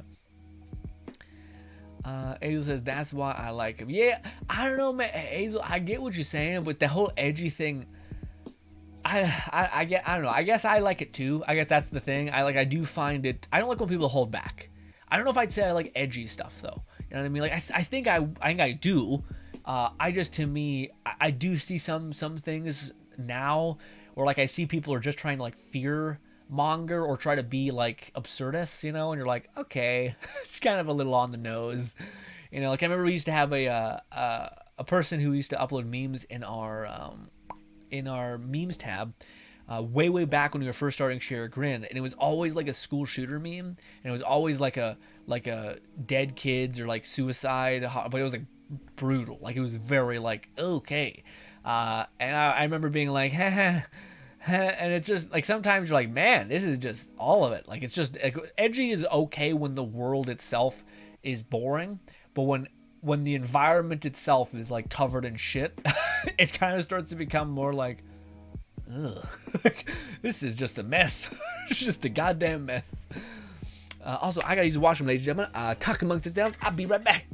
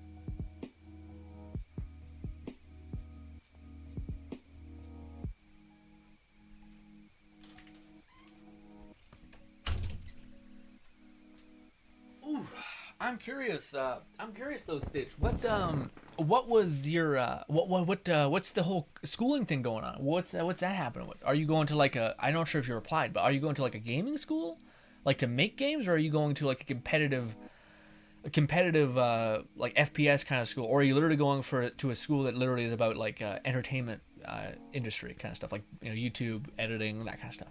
So I'm curious. Stitch says, do you believe learning from the biggest channels within areas have big value? Their tricks of keeping an audience must be very different from someone with 20k subs as they are already established. Well, no, because if anything, I think yes, I think the one thing that the takeaway that you shouldn't take from the creators that you're watching who have like 1 million subscribers is that like they've done the niche thing. So they've hyper focused, and then they take steps back, and now they're in this broad category. So like Mr. Beast has serialized just about everything.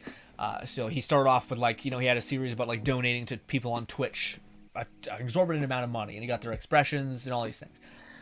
So you can't do that necessarily, but the structure of like, you should still watch how somebody re-engages their audience, because they have a whole team learning how to do that when the right time is to do that.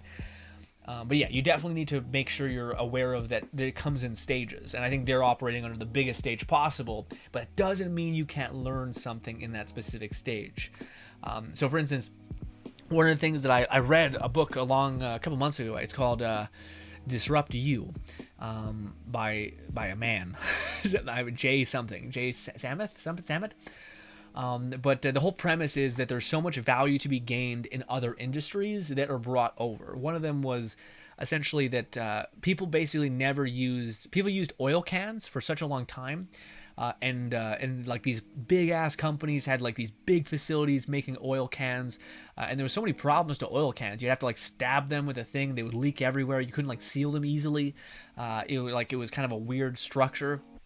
So then a guy basically like plastic had been out for a long time, so he basically like looked at the other things. Basically, I think he found it when he was in the shower. And he was like using the shampoo bottle, and at this time the shampoo bottles were all rubber, but beforehand they were glass. Like shampoo bottles used to be glass. Imagine how fucking horrible that is. You pick up a glass shampoo bottle and it's slippery, and you slip it and you smash glass all over your glass while you're all over your shower when you're showering and you're fucking naked, your bare feet. Terrible. So then they eventually made the jump to plastic, and now. this guy who was in the shower basically seen that, and he thought, oh, well, wouldn't this be something that could also be used for oil? And then lo and behold, he ended up making like a little baby factory, and made a bunch of what do you call it, little jugs that he put oil in. And then he asked to like the people around him if he could put them in the stores. They said yes. And then he basically would go in every single time, and he would catch a few of these people coming in, and he would say, what do you want me to change about the structure of this rubber oil can? And they said, oh, it'd be cool if there was a handle, or like, a lid that could come off and pop on easier, maybe like a little thing that kept the lid with the oil can, like a little strap that kept the lid kind of in 2 inches away so you could pull it off, but it would still be there. Stuff like that. He made all those changes, and within a couple of 2 years, he just completely destroyed the the big ass factories that were all about creating these oil cans and filling them with oil. So the idea is that you can take an innovation from like a shampoo industry of plastic bottles, and then you could see how they could be applied within this environment, this ecosystem, and then you could like make that ecosystem thrive because you were able to see that there was value here. And how I can implement that value in my content, in my type thing, in my environment, my business. But that's kind of the idea. But I do think it makes sense to like look at the big creators and see what they're doing in terms of re-engagement, in terms of how they are making people interested, in terms of, because a lot of the channels kind of nail, like, to me, I think Mr. Beast, and it's probably a bad example because people get really overwhelmed with like he's giving away billions of dollars. I can't do that. But then you can look at other creators, like for instance, one of the things like the meme in Genshin was Mtash with this meme of "this changes everything," which is basically just an interesting question of like, well, what changes everything? I'm a part of this community. What is that? So people would click on it. So it's like you could learn not to copy that exactly, but you could say, okay, how could I ask in my content in Wonderlands? How could I ask a question that makes people interested enough to need an answer to it? And how could I give them a satisfactory answer? Because if I don't give a satisfactory answer, I've functionally clickbaited them, and they're going to have no watch time, and they're not going to stick around. So I need to also make them feel satisfied by the thing that I'm talking about. There's also a thing where like this is what I learned a lot when I was in the Genshin community, but people were saying, had really clever titles where it's just like, if I die, I wish, or if I swear, or if I wish, if I add something, like a person was sick and they're like, if I sneeze, I'll wish, or if I do this, I'll burn a weapon, whatever it could be. Really clever things, like a title that gave information really quickly, whilst offering an incentive. And again, that doesn't necessarily need to break the bank. It's your job to kind of understand how to understand what that is doing, this question that you have a hunger to answer, and makes you interested, so you click, and then to understand how you would maintain their attention as they've just clicked, if that makes any sense, which is interesting. But yes, but yeah, I do think you need to be careful. You got a good sense stitch on your head where you need to be careful when looking at big creators thinking that you can just do what they do and succeed. They're on like phase 4, you're on phase 1, which is hyper focus, but doesn't mean you can't like see the way they re-engage their audience. And take that into consideration. Like maybe you deduce that, oh, Mr. Beast is actually an incredible storyteller, and maybe I could utilize that and making people interested in my content by making them buy in with this like promise of this resolution or this question that we need to have answered, and we're gonna have answered by the end of it. And that being something that makes people buy in, that makes your watch time skyrocket because people stick around. So yeah, but that's, I think, the key to that thing is like there's always information to be garnered, but you need to be careful on where you attain that information, right? Yes. Or maybe it's just the same trick with more less effort. Yeah, no, I think it's still.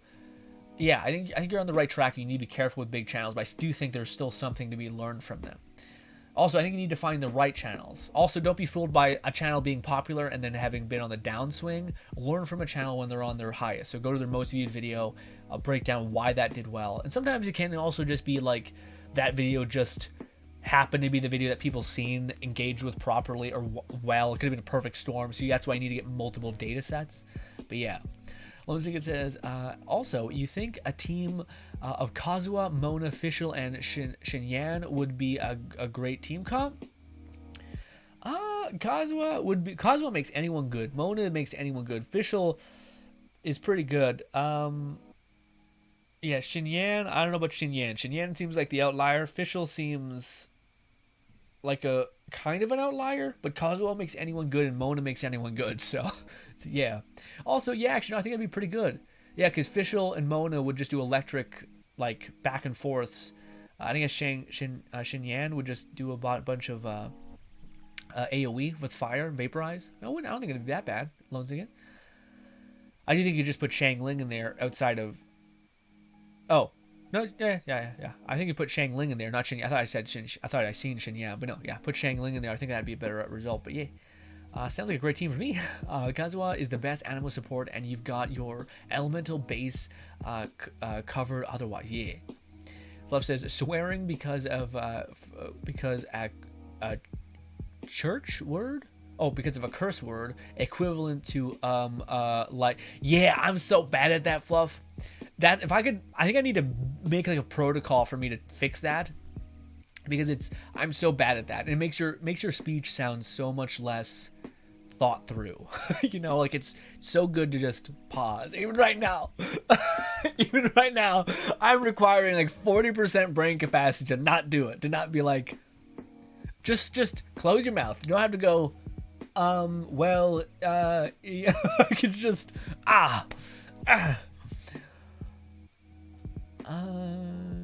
see right there again. I did unintentionally. Fluff says, Fluff says, and when it does become that, it loses purpose. Just because this becomes nonsensical. Exactly. Fluff says he also has a name that was bait to try to get people to say the. Yeah, it's true. That's true. There's always people like that who are pretty terrible. Lone Zinga says, are you sure, Grin? Are you remembering it right? I remember me and Nanny being the best teammates. Killing things. Yeah, great. Yeah, I remember. I have footage. I have evidence. Okay.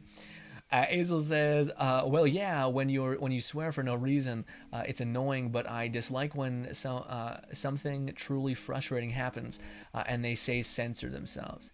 Do you prefer like the bleeps, or but they still swear and they get it out, or do you just want it to be like hit the ground running? Do you want them to be like you want to hear the crunch, the sizzle, the pop? Or do you mind when they at least say they have the honest, genuine reaction, but it's bleeped? I wonder what you prefer, because Azel, the difference is between like you getting your video shared around and stuff like that. So it is something that people have to make a concession on. So I wonder if is it better when people swear but bleep it out? Honestly, I think a bleep can make something sound more punchy, frankly. But yeah. Fluff says it's also, I think your main thing, Azel, I think it's just you want to see people be genuine. You don't want to see people be like pretending to not have a human reaction, you know. Fluff says it's a trope. It's a tightrope act at this point. YouTube have to be safe enough to stay monetized and cannot reach the point of being age restricted. Yet they also cannot be too safe to become classified as for kids. For essential, the same result. Well, no, actually, Fluff, that's the interesting. Every YouTube person in this thing, they had this whole big thing with Kappa, where basically so many channels got railed by like even vloggers who were not like bad or something like that. Essentially, yeah, there's a lot. There's like comments got destroyed. But regardless, every YouTuber can basically choose whether their content is for kids and not for kids. If it's for kids, then you're under way stricter post processing. So they'll scan the shit out of your video and they'll see if you have a swear or something in there, and then they'll just like, so no, you got a strike because you lied. Or you also don't get comments. Sorry. But most people, 90% of people just say, no, my content is not for kids. And you don't get demonetized. You don't get anything like that. Your videos still go out everywhere. It's when your videos reach a certain level of riskayness where you should put it onto mature only or whatever it's called. It's like where you're like literally only people under a certain age bracket can watch your video, or above your age bracket can watch your video. But everyone can make it so that it's not for kids. I think everyone does, because everyone wants their comments. And if you have it for kids, then you don't get comments. And that also, I think, fucks with the algorithm a lot. Also fucks with feedback. But yeah. Azel says, and I mean, there's a certain big YouTuber with millions of subscribers, but can't no longer pull over a certain number. I mean, there's certain big YouTubers with millions of subscribers, but can no longer pull over a certain number. Well, yeah, I think that's the whole thing, Azel. That's like the biggest key to the sauce, and I think the best person with this is PewDiePie. But PewDiePie has like PewDiePie's a master at knowing the formula, like knowing the idea of like you start with a specific thing, then you build outwards, and you build outwards. So many content creators start with a thing, they do that building, and then they expect it to always be relevant. Because here's the thing. Do you know how YouTube's algorithm works in terms of suggestion? It's really clever. YouTube's algorithm does not work in such a way that it makes it so that it keeps giving you the same type of content. So the best way to describe it is YouTube is kind of like you going over to your friend's house. Let's give you this example. You go over to your friend's house. He has a little brother. This little brother is YouTube. It's a YouTube algorithm specifically. But instead of his little brother being annoying and like trying to get you to do stuff with him, etc., this little brother just stands back and just starts to listen. He's not bothersome, but he just watches you. A little creepy, but sure. But then eventually you say to your friend, I'm kind of getting hungry. So then the little brother runs off and brings you an apple. And you say, no, thank you, I don't want the apple. So then the little brother runs away, comes back with some Cheetos, some like little bag of Cheetos. You say, okay, and you accept those Cheetos. And then your little brother also hears you talking about how much you like a Star Wars movie. So then he runs over to the living room and puts on whatever Star Wars movie, a random Star Wars movie. And you sit there and you start watching it. Now, first of all, the odds of you coming back to this house are pretty okay. As far as you being accommodated, you're pretty good odds that you'll come back to this person's house.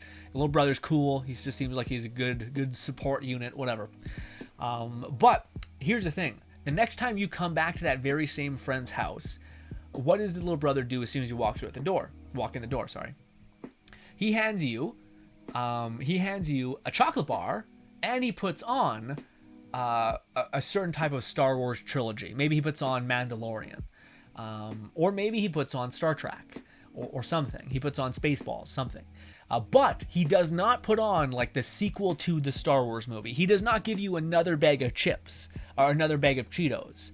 So YouTube's algorithm tries to give you something not that is the same. Because think about it.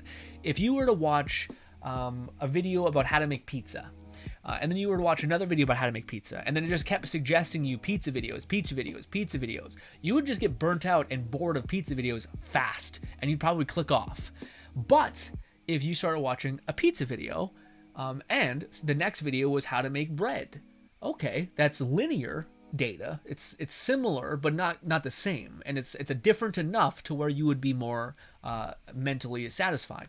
And then it goes even deeper to where it might even show you something that is, because again, YouTube algorithm is clever. It will go by whatever data, user data, essentially. It'll go by whatever user data is. So if people like watching the same pizza videos, it will give you content that many millions and millions of users like as well. So if you like this pizza video, it will give you the same algorithm essentially as the guy who likes food videos, and then it will suggest you another food video. And if you like that, then it will continue to use your data in the whole hive mind of data being offered, which is incredibly interesting. But yeah, YouTube is basically that. It's trying to accommodate you, but it's not trying to give you the exact same content, because that would increase boredom. It wants to give you content that is different enough, adjacent, not exactly the same, but adjacent to what you would be offering, which is also good to consider in terms of content that you're creating for your audience. This is why I gave the example of like creating builds and then being like, okay, well, what would be something that they would also like, but is also different? So I could cover what is it called? The news, instead of making a build specifically here, I could cover some news updates about what's going on in the current game. Maybe I could cover a similar game, etc. By the way, this is not what I'm doing on my channel necessarily. I'm still trying to learn essentially before I apply all this. I still don't know if I want to go hard in the paint with Wonderlands or if I want to jump on Saints Row more. Because I don't know, but yeah, that's where I'm kind of still in the thing. I'm just having fun testing stuff, seeing if it works, how it can work, etc. Stitch says, a Google search tells me that that might be a Scandinavian thing. At least the direct translation being folk high school. which is what I might be going to. Okay, interesting. So it's a folk high school. Okay, Scandinavian thing. What's it about though? You said it was a gaming kind of school. What is that? So that's my curiosity, Stitch. I don't know what that means. Is it like what is the school going to teach you? I guess. So Fluff says sub count and active viewers is never a 1-to-1 ratio. There's plenty of long-term viewers that will keep coming back. Others will come in which a certain group or topic, they'll come in a topic and may or may not stick around when they move on to the next level. Well, that's the thing that's also fun to think about is like if you think about YouTube in terms of its thumbnail and title being basically like your click up, like would you click on this essentially, is answering that question. What is it called? Don't say me. YouTube thumbnail click rate. What was I talking about? Let me catch up. Scandal 1-to-1 right. Oh, so when you think about a person who like the person that is clicking on your thumbnail and title is largely not like quote unquote your fan, because if somebody likes your content and likes you as a person, odds are they're probably just gonna watch you because they like your content. They like the past couple videos. They're gonna find your content and watch it. The thumbnail and the title are usually for people who are brand new, for people who are just gonna see this video and find it. If someone's already a fan, they're probably just gonna watch your video for it, whatever it is. At least that's how my perspective is, and that's also what the data shows.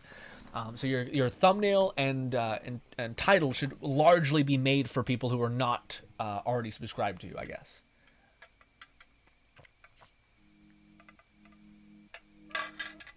Oh, that's so crisp.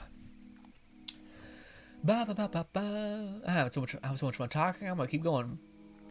Azel says, a great example for me is H2O Delirious. He has 13 million subscribers, but he hardly possesses 30k views. But that's the thing, Azel.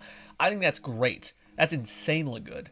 Because if you look at his content, has like drastically changed. Like if you look at Vanos' content, which is like highly edited still. And it's funny because even his videos have kind of been not like they used to get like 4 million views. Now they're still getting like plenty enough to warrant you like dedicating like what it could be considered maybe like 2 or 3 days of work, and then just handing a bunch of footage to editors that are basically you're gonna still make a net $100,000 by the end of the month, way more than that probably. It's still plenty enough to cost benefit analysis again, you know. But yeah, I also think that's because H2O Delirious has stayed within a certain thing. Like I think he was there. Like the Vanos squad to me, I think was so blessed with momentum through Gary's mod, and also like bouncing off of each other in terms of viewership, that they kind of created a system where they couldn't lose. But I also don't know if any of them specialized in one type of content and built outwards, you know. It's like assuming that Gara's first 1 million subscribers are 100% the same people that sub to her pre-Hololive channel.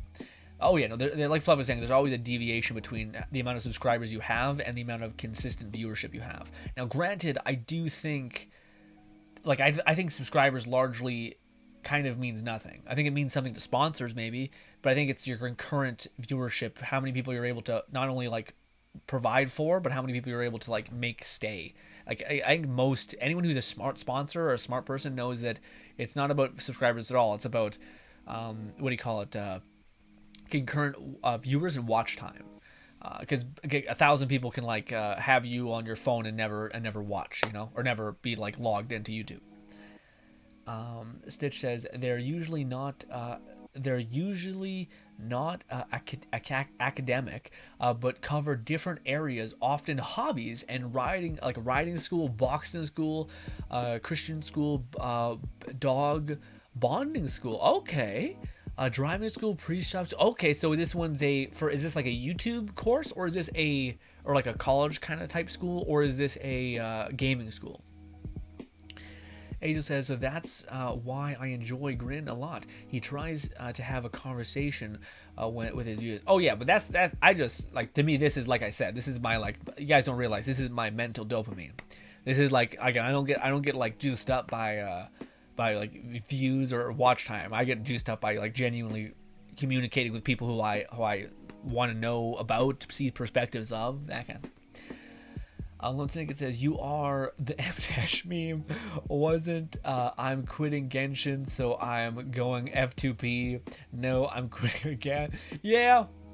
But also, man, there's a lot of people who are in that weird mix, you know? A lot of people who are in that, like, that feedback loop. And honestly, I don't really blame them for the whole wanting to quit thing, because it is kind of like, I don't know, I just opt out, but I understand the idea of like wanting to be hopeful, and also him having plenty of reason to invest because he has such a good viewership based on that game. And he's kind of, honestly, I think he's just waiting for Tower of Fantasy to come out, which makes sense.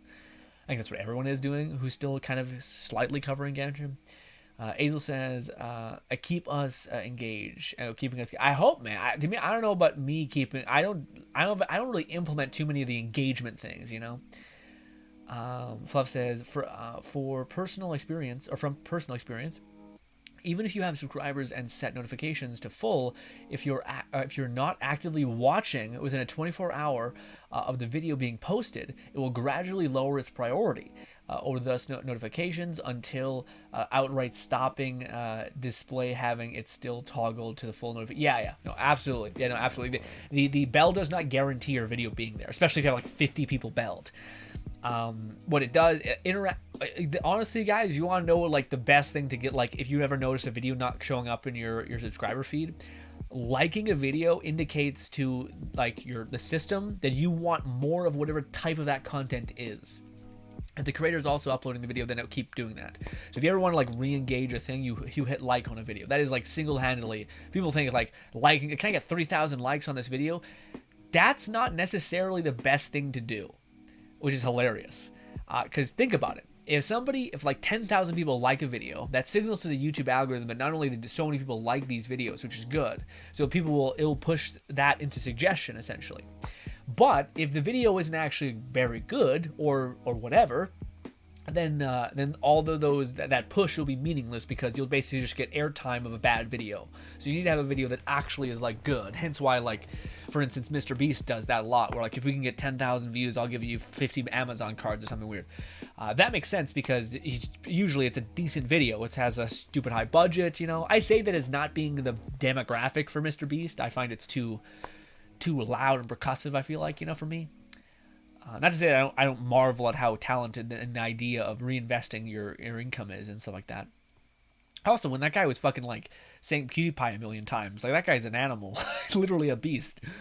But yeah, Fluff says, and until you seek the channel out and start watching more of their videos again, it will bury it under whatever you're watching on a regular basis. I see it when changing my sub feed. I'll bump those I want more frequently and recently higher on my list. Yeah. That I found the same thing, Fluff. But I have a ton of people I'm subscribed to, even Belled, I think. But yeah, you definitely need to like the videos. It's only the thing that sucks though, man, is I'm in a weird predicament, Fluff, where I am subscribed to so many like anime, music, AMVA channels, and those motherfuckers always goddamn have the most big titty anime damn thumbnail title thing. And I just want the music. And I'm sitting there like, God damn it, I don't want to like this, because I think I have my like shown on my channel banner, my channel, so you guys can see what I like. And I'm like, I feel like I don't want to have this. Something that people see as soon as they click on my channel. Right below that is my likes. Ugh. The one I might be going to is a Christian school where I'm specifically into gaming, specifying into gaming. So 1.3 of the school year will be esports, gaming history, different gaming subcategories, reflection on the values of gaming, picking a game to focus, getting better at, oh wow, so you're looking at what is considered to be trying to be an esports, going into esports professional gaming. Okay, interesting. I wonder how you'll be when you step out of that stitch. That's really interesting. I'm so curious what that will look like. I hope you pop in and talk to us about it, because that seems weird, good weird. Like, I wonder how they attack that. I wonder if it's like through a school way, or if it seems like it's a very loose school, like it's almost like a training camp, it seems like, which to me, I have more faith in like an organization that is not at the behest of like tests and and all these weird things, but instead about making sure you know what's important on how to function in an environment, I guess. Ayo says, I don't like the bleeps, but I understand that YouTube is really strict now. I don't mind the bleeps that much now. Yeah. Well, it also helps that everyone kind of does it. Yeah. People say that YouTube is strict. Like, sorry, Azo, you were saying that YouTube is strict. I don't know if it is. I think YouTube is actually surprisingly chill. Yeah. Like, especially if you, yeah. To me, the more I learn about like how advertisers are the way that they are and what they're aiming for and all these things, yeah. Also, advertisers can choose the demographics that they want to advertise to. So if they wanted like a Middle Eastern people who are like maybe wives, they can specify their advertisement to a specific people. So that's also why some channels make like stupid amounts of money through their ad dollars, then other channels make nothing. It's because they maybe have an audience that no advertiser wants to market to necessarily, which is shitty. Stitch says, though I am not Christian. Oh, wow. Interesting. Okay. One of my best friends is, which is why I might be going to that school in the first place. Is it forcing you to like do Christianity things? Because that might be a little weird. Just if you're not into it, you know. And I enjoy cultural experiences and gaming both. Yeah, see, that's a good... okay, yeah, if you can accept it as like a nice, fun, cultural type thing, that'll be nice. But if you have to start the day with like a ton of prayer for like an hour or whatever, that's rough. That's rough. So we'll see. In inclusion trips in different esport games, and a Japan trip. Okay. And as they have a strong hold on the popular media without gaming and its subculture. Yeah, no, that sounds interesting. I'm so curious, Stitch. I really hope you pop in here to tell us about it, because to me, I wonder if they can execute. I wonder if, because to me, I get like half of my brain says, I just have such a thing where schooling teaches you things that are not relevant to what you actually need to know given the performance in which you're using. Like it's such a scattershot of like, I guess, this, and you're like, I'm not interested in like social studies. Like I don't need this. Yeah, this is not going to help me on my path. I know I want to tread. It could be helpful. That was always my favorite thing, dude. So one of the funniest things, and one of the things I look back on and I cringe. But when people say like history is such an important thing to learn because it teaches you not to like make the same mistakes as your ancestors or something. It's like, when the fuck did you ever have a debate about the right and wrong actions of history within your history class? It was like, you need to remember these names, you need to take fucking bullet points, massive notes. We never had a fun conversation about like how every person has a deep-seated resentment in them and like the psychology behind that, you know? It was always just like a bunch of weird, nonsense. Anyways. I always found it funny though when people were saying like we learn history to not make the mistakes of our past, and it's like bullshit.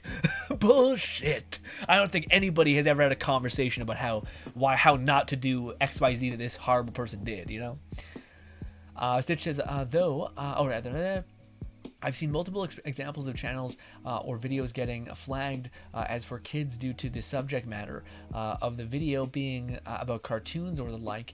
It's not always a choice by the channel owner. Yeah, weird, Fluff. I wonder if I just don't see how that makes sense, because YouTube literally gives you the option to say, yeah, it's not for kids, don't show it to kids. Like within the formula. The only thing I can see happening is if a person says, well, no, this is for everybody, this is for kids, and then getting flagged for it. But I don't know how you could be considered to be for kids when you have essentially opted out of ever showing the content to kids.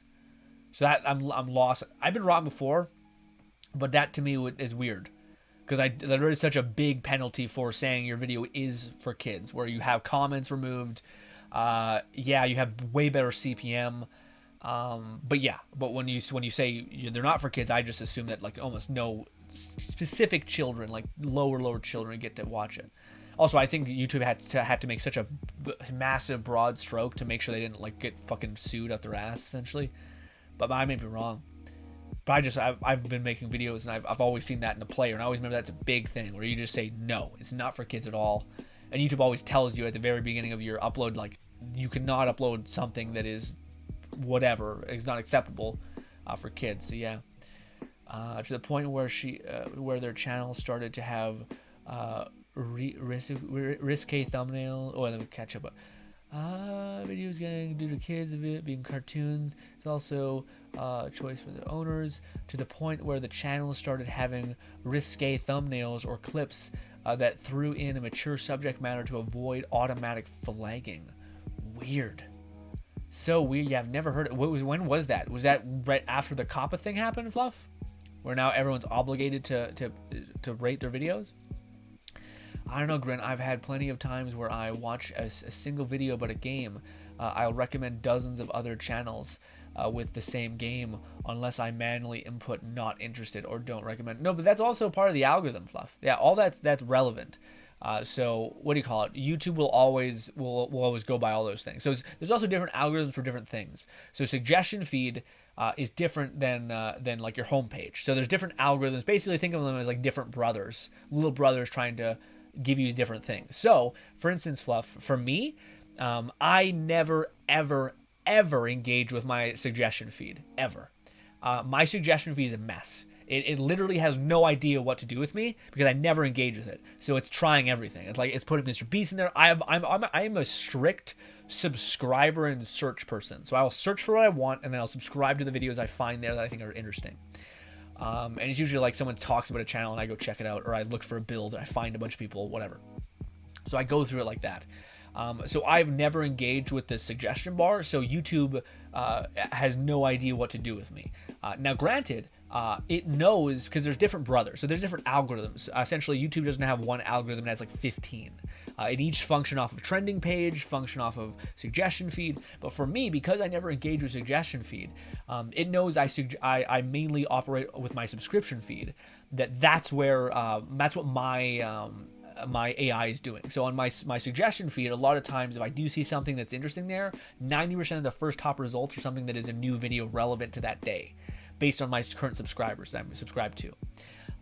But yeah, so say if you interact a lot with this suggestion bar, every single time you do a data point, it learns. So if you say I like this one gaming video, and if it notices that you always are engaging with that thing, then the brother will eventually understand what you're doing. So the brother will eventually see that no, you are the kind of person that does want to watch pizza video, rather than pizza video, bread video. No, he tuned off. So the algorithm will learn that you tuned off it that way. But it generally is trying to operate under the idea of, well, we should always kind of throw something in the mix so that you're not getting bored. That's what I meant by linear. So it's something that you would have a high probability of liking, but is not the same as what you're currently watching to keep you interested. But if you are the kind of person that's like me, who does watch like part 1, part 2, part 3, and watch a bunch of the same game all the time, then the algorithm will also see that and will also adjust to that as well. So there's like a bunch of algorithms. You might be having been taught one more than the others, and that might be a fact. But generally, it's like YouTube's main thing. If the goal is to try to keep you on the site for as long as humanly possible, as well as trying to keep you satisfied, so that you're not going to come back ever because you associate it with badness. Then you are going to keep. It's going to, one of the algorithms that's monitoring you is going to eventually find like sequencing with you, and it's going to start playing to you. And yeah, because YouTube also understands and is optimized for the fact that it can't have all of your time, because sometimes you have a full job, so it just wants as much of the time that it can with you as that it can have. So yeah. Or more often simply recommend more of the same channels. Yeah, again, I think it's because you interact with more of those channels, Fluff, because the algorithm will learn from the data that you're giving it. So if you tend to, like me, if you never like bounce around all the time, like I tend to be about one niche and I go hard in that niche, then YouTube will eventually be conditioned to understand that that's what you are and that's what you want. But there's different algorithms for like the search, the sidebar, there's the trending pages, the home page, and the subscriber page. Those are all algorithms that are trying to optimize for you staying on site for as long as humanly possible and also being satisfied with that. I had Captain Sparkles I'm Done video recommended to me the other day, which was where he was experiencing his frustrations of trying to appease to the algorithm. Yeah, see, that's the whole book that I'm reading is about, like, don't appease to the algorithm. It's appeasing to viewers. Like, you should understand what the algorithm is doing, and then you should optimize for what people genuinely want. And I see that with, like, not necessarily Captain Sparkles, but I see a bunch of people almost try to like make content for the algorithm, which is not what the algorithm wants. The algorithm does not want any content for it. Its whole job is to provide content for people. It's trying to find the audience that you have for people. Now, the other thing is that people have probably seen Captain Sparkles for such a long time that when people watch him, they're like, oh, this is the guy I like, but it's, you know, he's tuned out. Maybe his videos are too long. Maybe people are not watching for that long because he's not able to maintain interest and re-engage his audience. But again, the baseline of the algorithm is not trying to what do you call it? I don't think it's trying. I noticed that. I think the book nails that. It's like there's so many people who are trying to optimize for the algorithm and not optimize for human beings. Which the algorithm is trying to do. So, and if you can empower the algorithm to understand who you're providing content for, and again, I think a lot of these big channels who have thousands and millions of views don't realize that you can't make content for everybody. You can't make content for like, oh, my content is for every possible viewer. It's like, no, your content it's not for grandpa. Or what do you think a person who is a grandpa would like this gaming content, who's never experienced gaming, has no interest in gaming? You think it's for him? Of course not. So like, you need to understand who exactly this is made for, and get specific. I think just because you're bigger, I don't think that means you can't do that. You know. Fluff says, I think those might be considered a trade school instead of an academy or anything like a college. They are dedicated to hobbies, careers, or in other words, a trade. Yeah, that still seems awesome though. Seems like a good thing to pursue. And streaming/video making was also a large part of the gaming. 1 out of 3 learning about what works and what doesn't. Trying it out and having fun. Dude, that sounds awesome. If I was in a position where that was available to me when I was doing this, I would have fucking jumped. Fluff says, focus more on developing your skills for specific jobs or hobbies rather than general education. Yeah, that seems to be like the main idea of the future.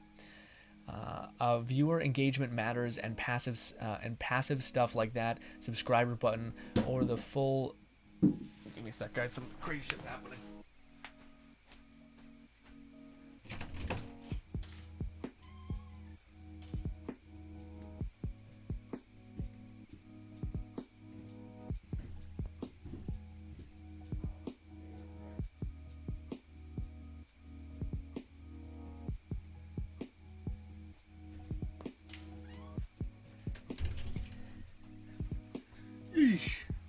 Something fell. Oh, okay. Fully it matters. Full notifications but won't be enough to keep your channel up on the high priority of viewership. I used to have a habit of just directly going to a channel page and checking the latest stuff. Nowadays, I add that I'm interested in to my watch later playlist and whatever gets in. All that stuff matters. All that stuff matters when you add something to your playlist, watch later. When you literally say I'm interested in this content or I'm not interested in this content, that's all data that the algorithm sees and like operates under.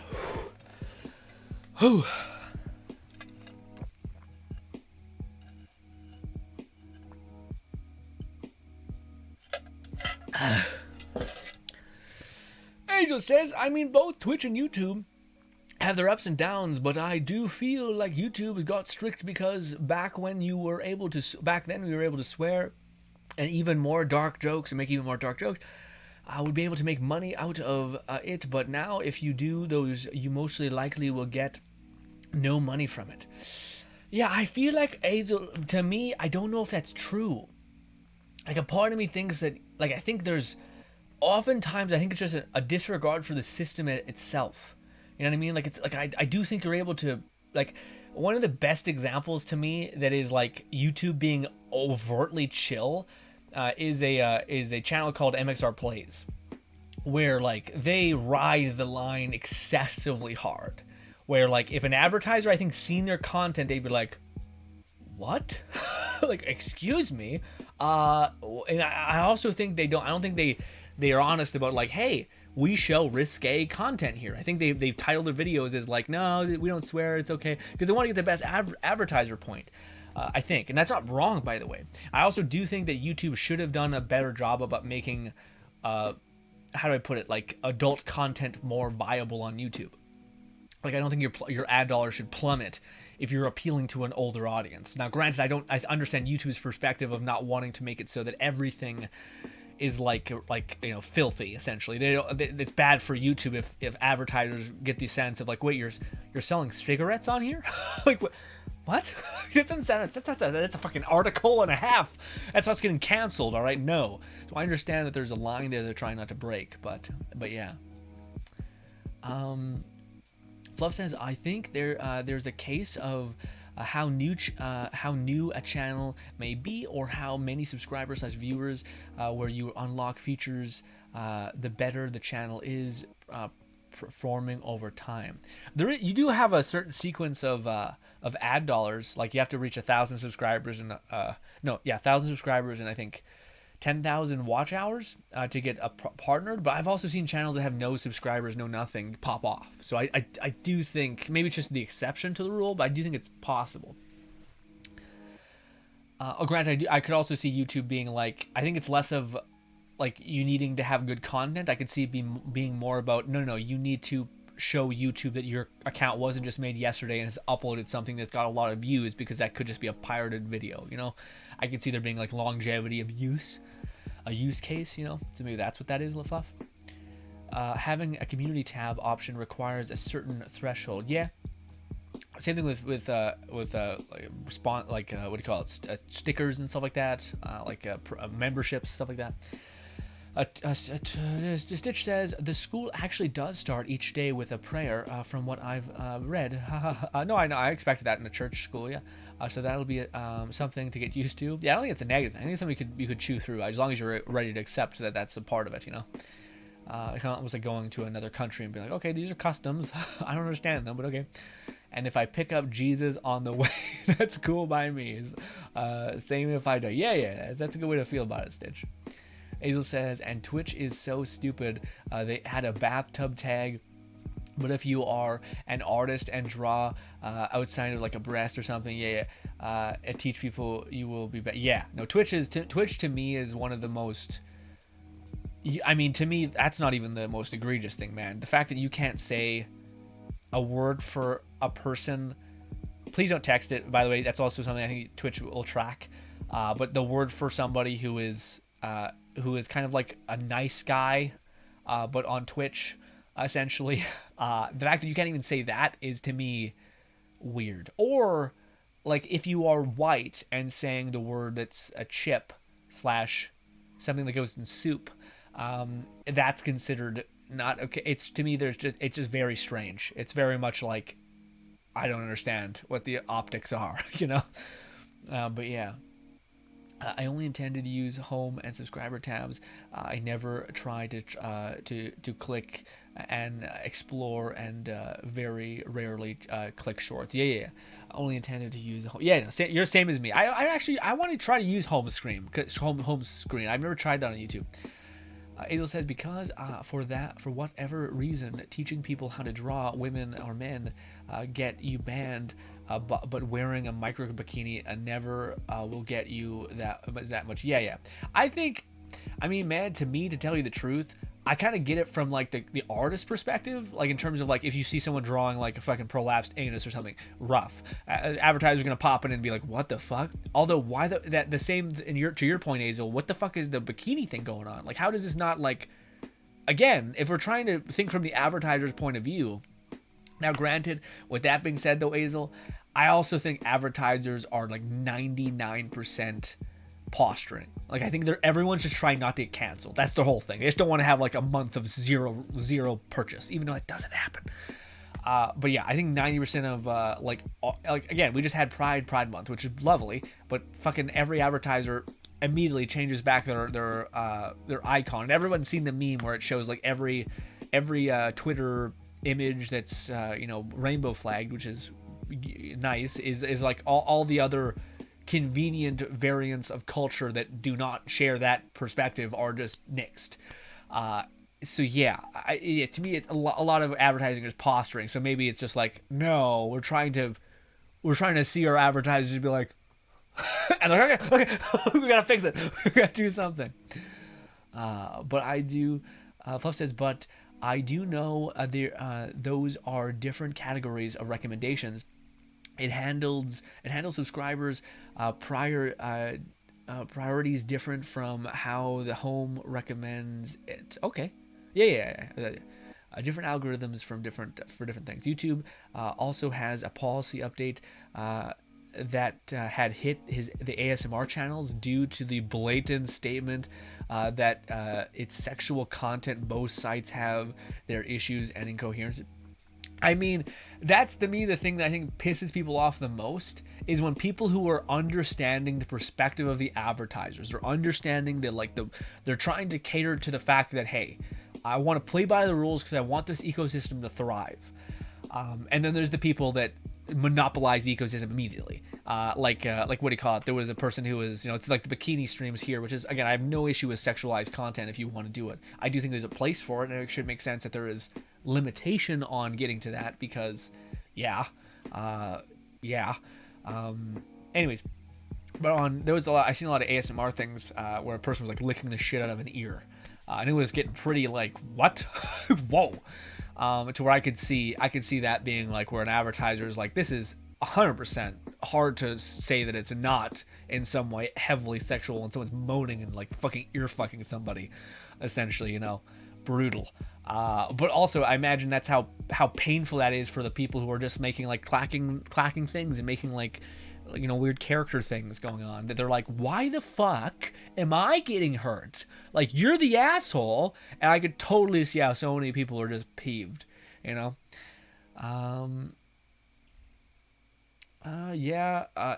the Captain Sparkles example, he targets a largest viewership are from those that have been around for the longest. It's sort of like those of us that have stayed regardless of what game we're playing or the content of the given video and stream. Yeah. Well, that to me, I think is the issue. I think, I do think you should always make content or in some ways connect or reward the people who are genuinely just sweet and like genuinely are a fan of you and what you create. But I also think you need to always make content for someone who is not your fan to some extent, or who is a new person who has the potential to be your fan, And I think I think as well, Fluff. I made content for such a long time for a specific group of people, for my audience and not for reach, not for like making something for another person. It was always like, how do I make my current audience satisfied? Largely, it was what I did with Let It Die to no end. You know what I mean? Now, granted, that worked out because now I'm like, again, people come in every month and say, hey, play Let It Die. So clearly that was, that I did what I achieved, essentially. But yeah, it should have been more of my important to like make sure I was trying to go to another niche, build that out.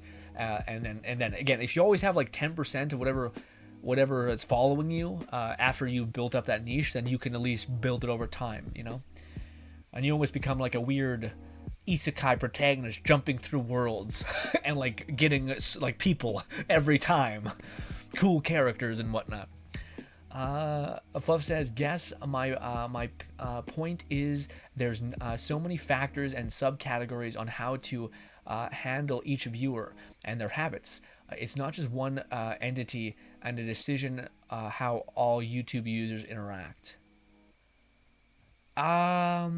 Let me try to read that out. It's not just one big entity, and that decides how the YouTube user interacts. Yeah. No, I guess that makes sense. Yeah. To me, what makes sense to me, Fluff, is to optimize for like a specific audience that you want, and then to try to build out a niche, and then to try to convert those people in some way, and then to use data to show you when you're going wrong. Because that's the thing that to me, I don't know what the whole Captain Sparkles thing, I feel like he probably sees within his analytics, and maybe he's like me for a long time where I didn't like to look at it because it was like a failure point. But whenever you see that like people are not clicking on the video, it means there's something wrong with your thumbnail. It means there's something wrong with your title. It means there's something wrong with the subject matter that you're covering, that people aren't interested in it. With exception to maybe you covering something that's just trying to capture a new niche. In that case, yeah. But then there's also things like, oh, well, how good is my watch time? When did people start tuning out? Holy fuck, it was the first 2 minutes. How long is my video? 30 minutes? Oh, maybe that's far too long, and maybe I need to condense it and make stuff happen faster. Like things like that, I think, are what you could optimize for. Because my whole thing is I'm trying to give Stitch a metric to optimize for. When I was watching MXR plays, they were always censoring themselves in the first 5 or so minutes to avoid the video, and yet almost always through a risque clip at the tail end of the video, just for the thumbnail to make the technique actually not click. But yeah, no, it's true. But to me, it like, if you're trying to optimize for an advertiser's point of view, that's not what you do. You know what I mean? Like it's, to me, the thing that's crazy, Fluff, is that they actually have, like, I think, a brilliant brand. Like, they have a Patreon in which they show all the risque stuff they could ever want. You could see titty, you could see anything, whatever you want. You can see the most fucking brutal thing you want there. That's what they own. So why not to try to maximize the algorithms thing? I think it's just because MXR like knows the power of Booba, essentially Booba, because he's been like, he has a channel where he used to always clickbait, you know, Skyrim mods, etc. Not clickbait, they were always there, I guess, but yeah, like, just that's such a, people have a tendency to go to horny jail and click the goddamn thumbnail. But I also think that if he were just to make thumbnails that were really engaging and constantly pushed, like, maybe he never showed the risque thing, like he blurred the hell out of it and always said like, hey, get this on Patreon, I think that would equally equal out to the loss in potential viewers constantly coming in to the conversion for that content. As long as it wasn't like too pricey to opt into the Patreon. Fluff says, when I was not sure if it's more or the same, worse or better at times, I just got tired of it. I'm not the demo they're trying to appeal to. I don't know what that's referring to. Damn it, I gotta go speed up. Oh, that's because one of the channels doesn't get no money, and their main one has been really close to getting deleted a bunch of times. I know this because my little brother watches them. Yeah, no, I actually enjoy their content quite a lot. I think they're cute. To me, it is very blatant, and it gets to me really disingenuous when I watch their content. I like them. I like them a lot. I don't think they're bad people. I think they're people that are operating under trying to monopolize a system, and I hate that we might, as like, it's kind of the same feeling that when people watch Amaranth, who I'm sure is like an actually genuinely nice person, but like it's also the same thing when like what do you call it, Disguised Toast watched anime live on Twitch. Like it's like people are trying to do these publicity stunts, not realizing that they could fuck up the entire ecosystem for everybody just because to get some publicity and just to get some sort of notoriety, and that seems selfish and rude. And yeah, so to me, that's where I kind of come from with the whole MXR thing, where it's just like, you absolutely know that if it got bad, there's no doubt what was the reason why it got bad, you know. And they also keep that, they go right on that line, you know, and then they get. This is what I had a problem with when this is. I was with them for a lot of the controversies until I got to this possible point, when they started talking about what was it called? It was basically like when they started tearing up at like the fact that their channel was getting like ravaged essentially. And I was kind of just like, this is like your 4th time, and it's very blatant why this is happening. And you also have an avenue in which you can show lewdness. You have a Patreon. Like it was just, to me, it was like, you want it all is what the problem is. You want it to have consistent viewership, monetary income coming that way. You also want a Patreon that people pay for. You also want to have new viewers constantly coming in. You also want to clickbait people, but not quite clickbait people. So it's like, you want it all, and that doesn't seem fair, especially considering like this could be something that could blow up in everyone's face, where they say, advertiser says, I'm not uploading on this channel because it's just disgusting. My kids could watch this. My teenage daughter could watch this, and I don't want her to see that shit. You know, like that could blow up in a lot of people's faces. So yeah, I get a little like, to me, I don't like the tears. I don't like the manipulation, because that's what it feels like when I was watching some of their videos at the tail end of their controversy kind of phase, where I was just like, you shouldn't be crying right now. Like you walked into an ass beating, and you had like plenty of instances that said, hey, this is gonna be an ass beating. You should probably walk away. And they're like, fuck it, fuck it. And I'm like, well, I don't know. I empathize too, because I understand the feeling of wanting to succeed. But yeah, and when I was in Mexico, my mom placed me in a nun school, and they are so strict, and they would hit me with wooden ruler. Yeah, man, I've heard about that. I've heard like nuns are like they opted out of wanting like a relationship and like children, and then the church was like, yeah, here's a bunch of children. They're like, what the fuck? And there are many, and there are and there my mohawk wasn't allowed, so I had to cut the back, and the high could pass for 6 inches. Oh my god, you still have a 6-inch mohawk? That's fucking rad, Hazel. It's so cool.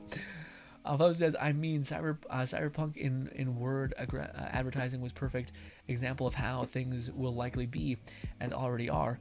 The whole beverage ad designed with a trans character in my it may not be aggressively sexual, but it happened today and has always been the case. Soft and hard sells average. Yeah, no, I definitely understand the reason why people do it. I just think it's a disregard for the ecosystem as a whole. Like, and I hate when they get slapped and they're like, oh, how could you? It's like, what the fuck are you punching people in the chest? Like, what are you talking about? Why are you shocked at this outcome? And then it's like the manipulation aspect that makes me like, God, fuck you guys. Stupid.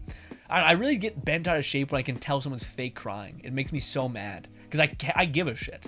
I genuinely, like, when someone says, like, my channel's ending, I fucking hate it. Because I rush to see, like, oh no, my creator is, like, this is the person that I've watched for years, and then it's just manipulative. And I'm like, you fucking, god damn it, I hate it so much. So much. Also, Nub says, hey, you should play to die. Also, what's good, Nub? Did you check out analytics? Checking out analytics and held a poll to find out when his active viewers first started watching, and most of them are around when his channel popped off back in 2015 or so. Okay, yeah. To me, so it seems like his main thing is that he's not able to break through and get a like make audience that's different, which honestly adds up because I believe he was a Minecraft channel for a while there, right? So I could see if he stuck with that for a long time, and then again, YouTube bases itself off of user data. So if his Minecraft videos keep popping off really, really hard, then it makes sense to me that YouTube is seeing his channel as this has an insanely high hit rate for Minecraft channels, and we're gonna push your videos to that audience. But then if he stops making Minecraft videos, then that's incorrect data. So then YouTube sees whenever I push your video to someone who I think you would like, it doesn't impact. Like they end up not watching, so then I'm not going to suggest it, or I'll suggest it every now and again, but not to the extent in which that's happened. So he probably needs to start a new thing. But then that's hard because what if people follow you specifically for Minecraft, so they think, oh, more Minecraft or whatever. Rough. Now it says, used to, he still does that to this day. What is? Fluff said MXR is / was a horny teen and never truly matured past that. He has embraced it as his primary demographic. Yeah, no, see, I don't mind that. To me, my whole thing, if I could really pinpoint my own like little bit of frustration, is I don't like the manipulation aspect of his channel getting like hit, and then like there being tears, or there being like clearly like this like cry, hey, cry, yeah. That's what I feel. I'm like, it just like, again, every single thumbnail is that. It's so close to the wire. And I think it's fine. Again, I think it's fine to have an audience. Like, I think it's fine if Amaranth wanted to have a channel, or if Belle Delphine wanted to have a YouTube channel and go buck wild. But it should be still structured in such a way that the ecosystem doesn't get cannibalized by advertisers seeing it and then just nixing it, you know? So yeah. Oh, Hazel says, well, a good night, everyone. Sleeping pills are kicking in. Thank you so much for stopping by, Hazel. It was a pleasure talking to you, buddy. Hope I can talk to you again. And ladies and gentlemen, who should we go raid? I'll wrap up these conversations, but who should we go raid? Toast did know he did intend to fuck Eric. No, I know. Yeah, no, I know he knew. Fluff. Nub. I know he knew Nub. When I seen that clip of him, I was just like,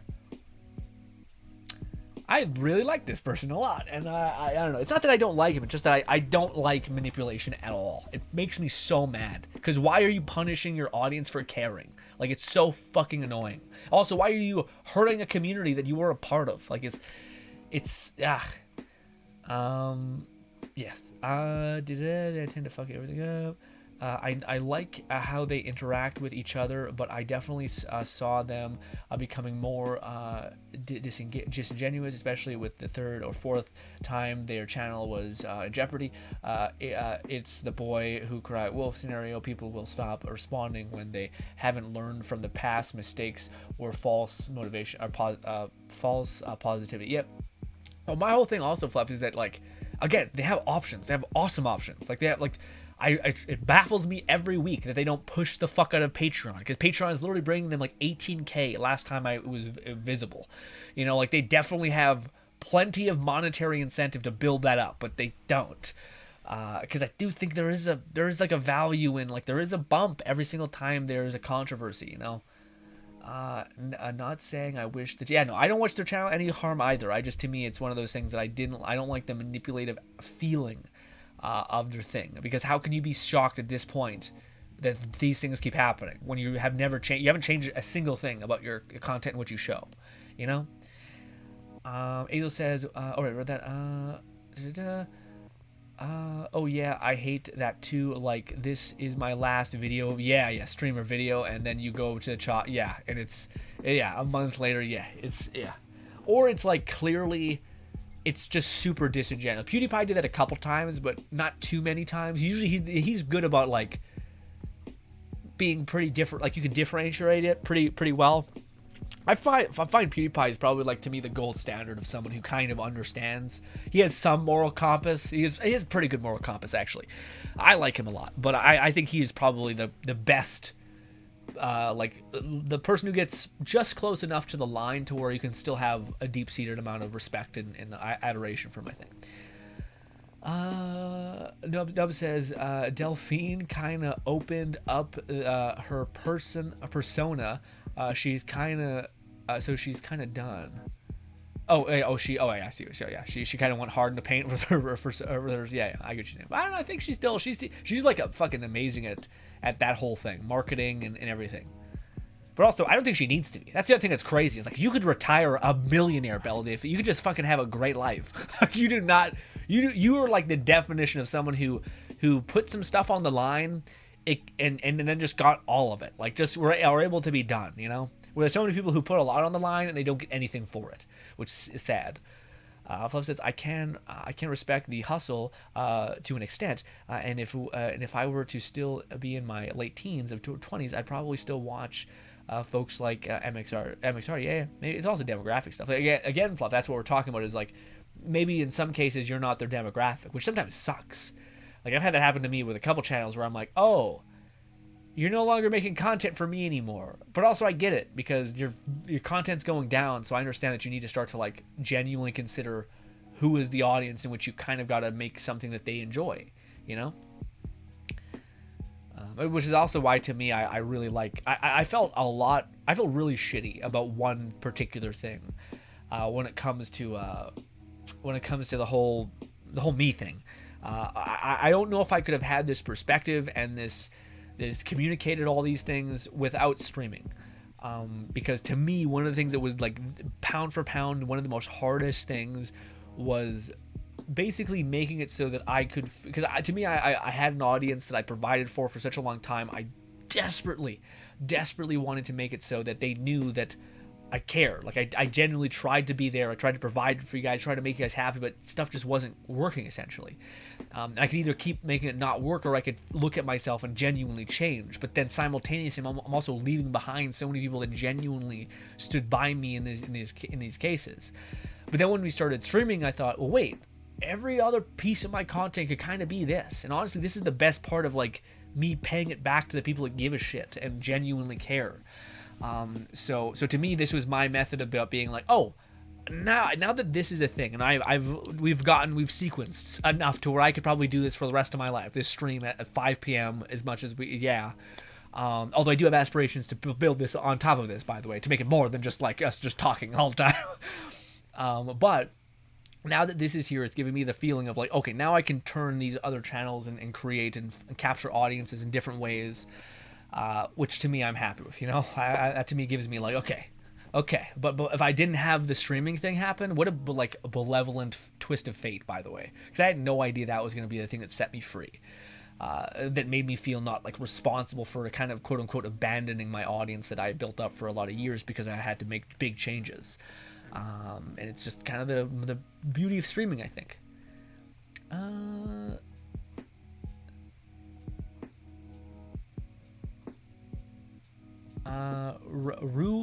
Rumi is stream. We'll raid Rumi. Unless well, real quick, let me just check. Is there anyone? What do you call it? Buns took care of us last time. Buns is not streaming. Ladies and gentlemen, let me I think I missed 1 or 2 comments. Let me catch up. Also Stitch says, good night to you, Logan, and the rest of y'all. Thanks for all the thorough advice. I reflect and remember. Catch you next time. Yes, thank you for stopping by, Stitch.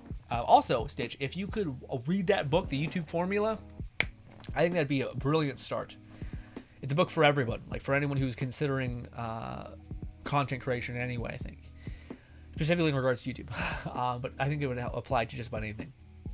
Just to understand an ecosystem, understand the goals of the platform, and every perspective that's involved within those performance and goals, and then understanding how you can work with and not against your outcome or your thing. And I think it's the same thing with Twitch. I don't want to start up again talking, but I think it's the same thing in regards to Twitch. Is like there's a reason, like in the same way that if you do like you make food on a channel and you play games on a channel and you like do vlogs on a channel, the YouTube algorithm is kind of lost in where to put you. Like it doesn't know who to give this content to. I think Twitch is probably the same way. That's why variety streamers, it's just like you cannot be variety. You need to specialize into a certain thing of content. Now you can like change up the pace. Like you can do gaming, and then like maybe this stream, like that's something. But the majority, like that Twitch or YouTube will still have enough of a foundation to understand what you're doing to put you somewhere, you know? Whereas if you're everything, then it's kind of like, fuck, what the hell do I do with this? Fluff says Felix has been through the ringer, done a lot of things so that we didn't have to, and has clearly shown that he has learned from the experience and applied better for himself and the channels and audiences as time goes on. Yeah, man. I agree. I think to me it was one of the coolest things, and this is something that I always thought if you ever got canceled, quote unquote canceled, or anything like that, the best thing would just to be like, I acknowledge that if I did make a mistake, that I genuinely made a mistake, and then I will explain how I am going to go about fixing it, and then genuinely change. But you can't, to me, it's crazy when people go on about like how like they're emotionally destroyed by this, when it's just like, well, how? Like you did the thing. Like, you need time to change. You can't just be like, I chose to change now, please forgive me. And it's like, you just want the pain to stop, you know? And we could talk about this for hours. Ladies and gentlemen, you're nothing but lovely. Appreciate you guys so much for hanging out with me. Let us go raid Rue. I'm so sorry I'm not remembering her name because it's tiny. It's one of the people that Fluff has continuously vouched for, and I believe has always been sweet to us. So yes, Rumi, fucking kill me. She's great. Thank you. Enjoy the rest of your guys. Bye. Bye.